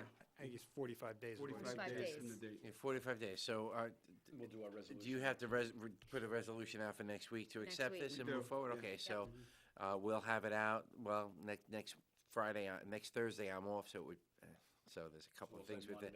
Well, I'm off that Monday too, but so the 23rd would be the day I'd get it out. But if the board's gonna vote on this, I can have it ready to go out, and I can have Donna submit it. We can get it out on next Thursday. I won't be here, but I don't have to be here to let the darn thing out. I can have it posted on BidNet, and we can email it. Draft resolution ready for next week. Right. For you to do it. So if the board's gonna vote on it, I'll have it ready to go, and I can give the, go-ahead to do it. So we'll have it out next Thursday. Next Thursday. Okay, Perfect. great. Thank Thank you. you. Thanks, Rich. You're not done with me yet, so No, I'm still keep here. going. Yeah, this is consider draft MS4 annual report. So, town is a MS4 community. As such, we are required to develop an annual report under the New York State DEC State Pollution Discharge Elimination System General Stormwater Permit for MS4s. Attached for the board's consideration is a draft annual MS4 report. It will be placed on the Town of Carmel webpage on April 11th, so it will be placed on the town webpage tomorrow, and we post it for comment for at least 30 days prior to being made final. That's required by law. The final MS4 report is due June 1st, 2019. Given the voting schedule in May, we respectfully request that there are no comments made to the draft document, that the report be considered final, signed by the supervisor, and submitted to the New York State DEC in a timely fashion. A copy of the final document also will be placed on the Town of Carmel webpage. You could, Okay, we do this every year also. Yep. you could do it at the May 15th meeting if it goes on the website. Is it already up? It'll be on the website tomorrow for draft. It'll be there for 30 days. It should be, I'll address any comments if any come in. If not, then it's considered final, and then it can be, I don't know if I need to come back and present this to the board, if the board would just vote on it. Unless there's comments that you Right. think need to be implemented into the report, then probably not. So, All right. now you're thank you, done with Rich. me. Thanks, Rich. Thank you. All right, next up, Highway Superintendent Mike Simone. For 8, it's to consider request to award bids for spring supplies and miscellaneous equipment. Mike? Good evening, Board. Last Tuesday, we opened bids for my spring. The town clerk opened the bids for the spring awards. They reviewed them and sent me over the packages. This is my calculations as to the lowest bidder, responsible bidders, and asking for you to set forth a resolution setting these people as this year's bid awards. Seems like a bigger list than I feel like I've seen before from them. Well, spring bid is always a lot, because you got my gravels, you got item 4, you got catch basins, you got pipe, Right. you got blacktop, you got tree felling, you got wood waste, which, again, I had no bidders on, so we're gonna go back out at some other time for wood waste, but, yeah. It's quite extensive. Right after a really bad windstorm or ice storm. Well, we have yeah, right, yeah. So, but I'd be looking for a resolution to adopt these people as our. Okay. Thank you, sir. Yep, Still thank tough to get rid of wood waste. Yeah. Yeah. And, I mean, we were fortunate enough to get rid of it last year, but, and so far, knock on wood, we haven't had any storms, but we are taking down trees every day in the town Mike- right away, so, yep. On page 3, the precast knockout has the two, are they the two companies that were bidding on it? We had multiple base companies, and but, topping? but So but the difference does here it is say, that. like, which but- one were you okay, going with? I'm going with both of these. Depends on which one. Oh, You have you're the going different okay, rate, yeah, you or got- if you have the right. concrete. If you, right, M&M only makes concrete. Okay. So we do replace some of ours with full concrete. Yeah. But we also use a lot of our newer ones. We have cast iron tops and concrete bottoms, which Okay. is the other. So, Okay, so you. again, yep. if I have concrete already in the subdivision, a lot of times we'll replace it. I'll go and match it with a Yeah. like. So Okay, perfect. that's why I've got 2 bidders there. Yep, got it. Thank you, sir. Okay. Thanks, Mike. All right, next, number 9 is consider request to approve 2019 capital funding for drainage, paving, and equipment. This is something Mike addresses with the board about this time every year. At this time right? every year. Yep. Again, we do our bids, gets me an idea of what we're gonna spend on blacktop, what number I've got to budget in here. I will tell you that, going, as you look in front of you, the $200,000 for drainage is pretty much what we've been keeping up with annually. And I get quite a bit of footage done in drainage. My guys are pretty good, versed in drainage, and we do a lot of it every year. Capital paving, we do use an outside company, which the bid will reflect that we have an outside company. The price is up a little bit. The bad part about this, that I'm asking for more this year, is the fact that unfortunately, in the governor's new budget that came through. As you know, I go up in March and I advocacy day for highway superintendents, and we try to preach that we definitely need more money from the state on the infrastructure, which is crumbling at all times. Unfortunately, we were cut, the town of Carmel, by $70,000 this year, along with, that's our number, but along with everyone else for the extreme winter recovery money, which really was part of CHIPS and just really natural, what we felt was natural. CHIPS stayed flat, and so did the capital, the bridge and culvert repair. So we really got no increase. We've had no increase in 5 years. We know our costs are going up, so I'm asking the board to approve more this year for me just to make the same mileage that I've had over the last couple of years. So that's my, that's my paving. Portable lifts that you're looking to get. Well, Nice. now we go into the capital equipment, and Mary Ann's here, so just to come in, if she wants to come up. But I think you all received the memo. In front of you is the 2 trucks, I believe, the big trucks I need every year. We got to keep this annually going replacement. But I do have a small F-150, which needs to be replaced. I have a flare head for my flail mower, which is a 2001 flail mower, which now is out there better than 15 years. It needs to be replaced. I need to put a head on it. The tractor is good. It's a farm tractor. It's only 40 horsepower. It doesn't go very fast. It's the over-the-rail mower that cleans the sight distance. Oh, yeah. But the head is well worn, and I can't replace it anymore, so I'm looking for a new head. The other thing is that we have 6 lifts over there now. We have no more in-the-ground lifts like we used to have. If I have 2 more to match the 6, I now can put 2 large trucks up at once rather than 1 large truck and 1 small truck. So that in the wintertime, when we do have a lot of major repairs on our large trucks, I now can lift 2 of them up. Right now, we're only at 1, so that's what I'm looking for, capital equipment, so. Okay. All right, great. Any questions, comments for the highway superintendent regarding any of these items for his capital projects? Controller's opinion? Yeah, Yeah, well, Mary? I sent an email to the board earlier and just gave it an overlook of the bonds and the bans outstanding for the town, townwide, and also including the water projects. So I'm recommending that we borrow for the bigger trucks, but we have $400,000 in the capital machinery line, so I'm recommending to just, use those funds to cover the cost for that, so.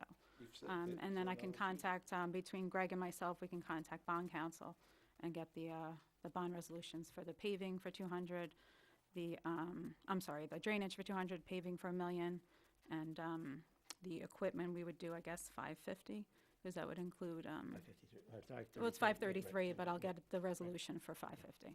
So we're gonna, we'll, Just in case there's any additional.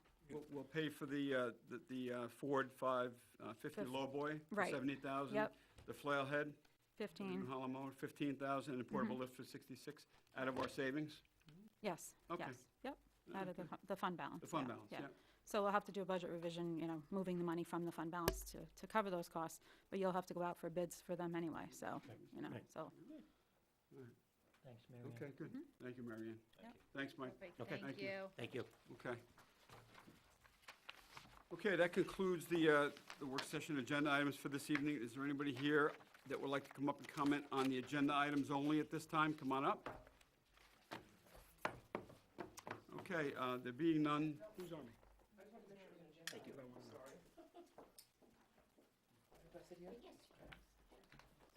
Hi, everybody. Jean Hopper, Mayapack. I just had a couple of questions. Looking at the comprehensive plan, you had town code revisions, right? The RFQ, you're looking for these companies to do this. So I had a question, actually, for you as well, Mr. Simone. When we were talking about Swan Cove and there was those articles all being written, there was something that jumped out at me about material sourcing within the town for town projects. And whether it's true or not, I wanted to find out. When we have materials that are dumped or used on our town projects, if they're documented, source documented, either source point documentation or chain of custody documentation from where those materials are coming from. There's no documentation from where those particular millings came from, but I could tell you where they came from if you'd like to know. Yeah, only because I think we should have a rule then, maybe, where we're documenting things that are used on town projects, be it It's rare. materials, It's rare that we document. we get a donate, we know where it's coming from. Okay. I mean, nobody's gonna take something unless they know exactly where it's coming from. And should not be documented in some way, shape, or form? In front of Putnam Plaza. Millings from Route 6. Wouldn't it be prudent to have it documented so that there wouldn't be any kind of controversies later on where things came from, if they're contaminated, if there's toxic runoff? Yeah. It came from a paving project up in the Hamlet of Carmel last year. Right. 4 miles up. Right. The contractor, Paline Construction, they were asked, Right, and, so, yeah. were you saying, that so you're requesting or In the, suggesting that in the they should be future, documented? absolutely, I think any kind of material sourcing on town projects, where it's, taxpayer-funded projects, they should be documented from our highway department, if there's something that could be documented, as follow-up. Specific right here, so I mean, the bids are specific as to the item, and the bid number as to a. And I'm talking about, not just the materials like that. I mean, obviously, you're getting it from the contractors or whoever's providing it, but I'm talking about in general, and I'm talking specifically about Swan Cove, because there were discussions about those millings, where they came from, and it wasn't documented. So in order to alleviate that kind of controversy, wouldn't it be smart to have a rule that we have it documented? We have a well-funded highway department. I don't think it's asking too much for... The DEC had total knowledge of those millings and where they came from. Okay, but us as a town, I'm saying us as a town, to protect ourselves and the taxpayers. The company that was doing the project, and I don't know, because I haven't been involved in a project like that, do they have to keep records of where their truckloads go when they're disposing? Because if so, then we should be able to get, and Right, yeah, I mean, right, even though we exactly, might some not have sort a of chain of representative of the town that's information. signing off saying, yes, I received it from this truck, this is their DOT number, whatever it may be, but at least, yeah, I mean. Just to put do they those have issues anything to like that? I don't rest. No, they don't. The millings that weren't brought here from that particular project went to the New York State DOT's yard on Ludingtonville Road. That's Okay. who took them. Okay. So it went from... So it's documented?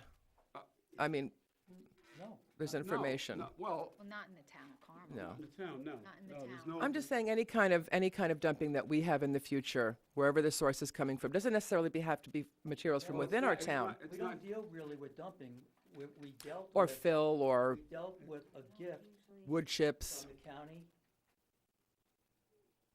So we county know. offices so we know where it of came from. A road here in the town that was being milled, and the millings can be used here in the same town, Right. coming from the contractor that's working for the county in the same town. So, I mean, I don't know what other kind of documentation you'd like to see, but we don't. Well, that right there. Mike buys his dirt, he buys his gravel, he buys everything. We don't get, sometimes you might get somebody like when they cut out Baldwin Place, they had to get rid of Phil. Right. And they would call out, you were getting rid of Phil. But this is all stuff that's watched by the town of Somers and where it goes in this town. I mean. Okay. That's what we're putting to rest. I just want to make sure that we know where it's coming from and where it came from and who had it before us. If it doesn't, not just these particular millings, I'm talking about anything, wood chips, any kind of fill or soil or whatever. Only because, you're talking about this comprehensive plan, and it also talks about that too. Just subsequent decisions that are consistent with the plan's policies are less likely to be embroiled in public controversy. So it's just nice to have that kind of stuff documented so we know, so when those things come up, we can say, oh, we got it from XYZ source. That's all. It's just, I think it builds the public trust too, where we don't say, oh, we don't know where it came from, or we don't have it documented. Oh, no, we know we know Okay, exactly where okay. it came from. Well, and I Nobody think ever that- said we didn't know where it came from. Okay, well, that's what I want to make made- sure I made we it all very- understand that. I made Okay. it very clear to Good. this particular reporter where they came from. Okay. He knew exactly where That's- they came from. There is Perfect. nothing So we're not trying to, this town board would take from anybody. Good. And I think I could speak for everybody sitting here that's gonna take something when they don't know where it's coming from. Right. And who is bringing it to us.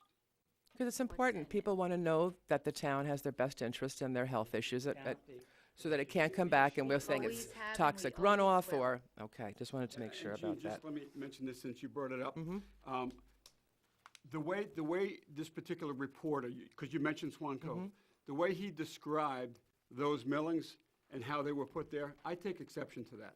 They weren't dumped there. They were trucked there and they're stockpiled there. Right. They're stored there. The word dump, there's a negative connotation to that.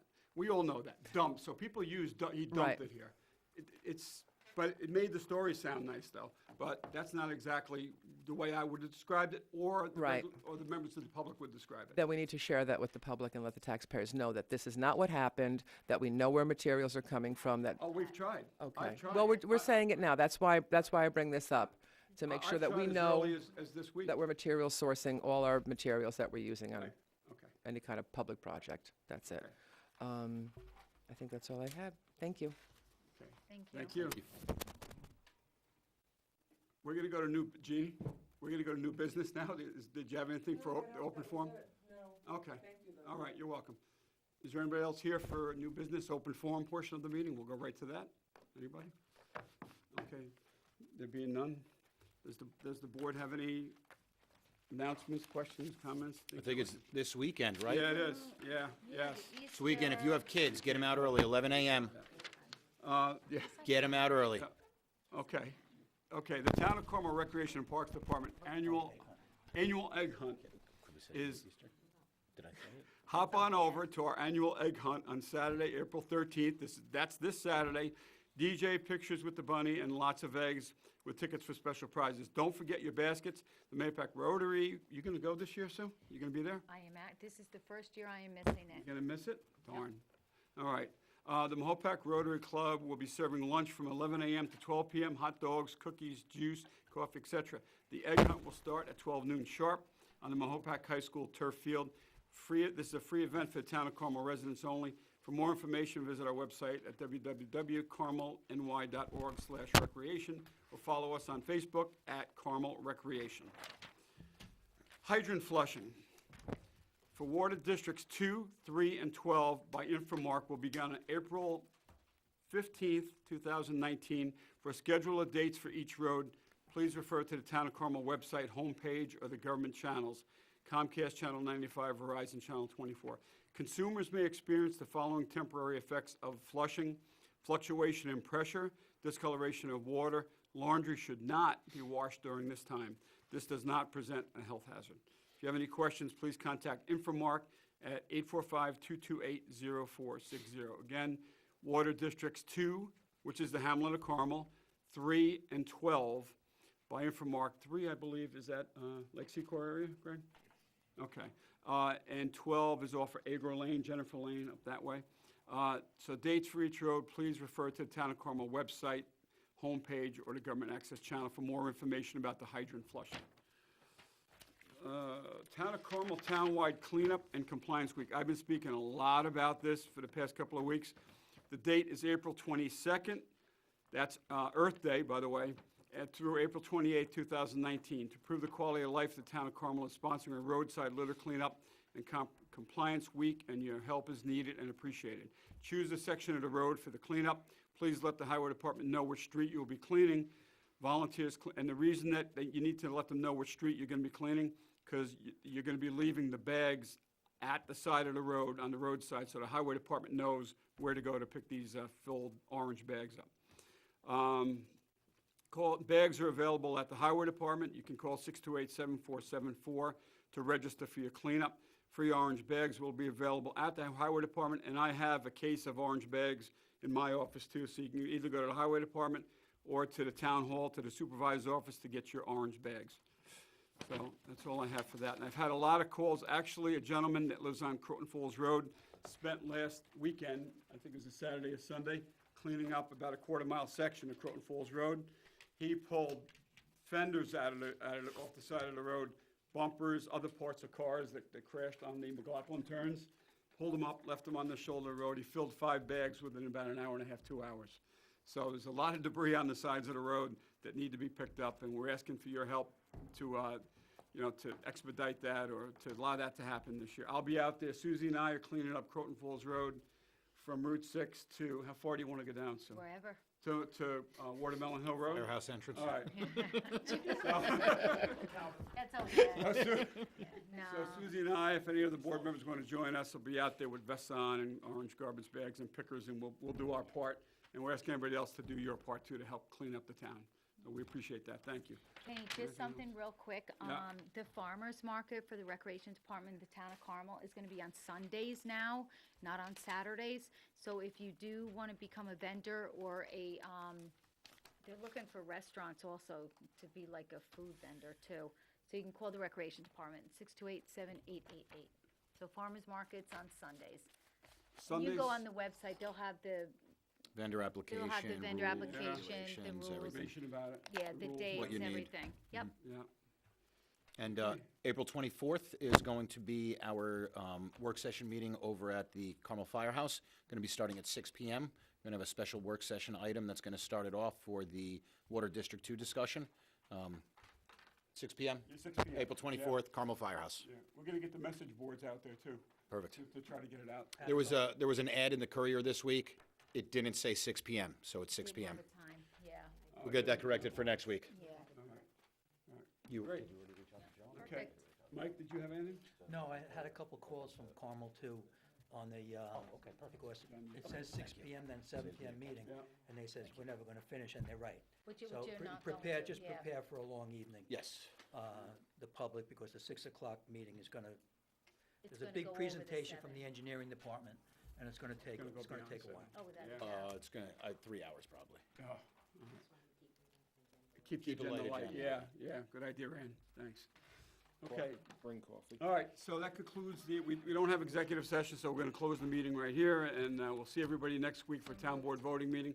Motion made by Councilwoman McDonough. Second. Second by Councilman Lupinacci. All those in favor? Aye. Aye. Good night, everyone. Be well. See you next Wednesday at 7 PM, voting meeting.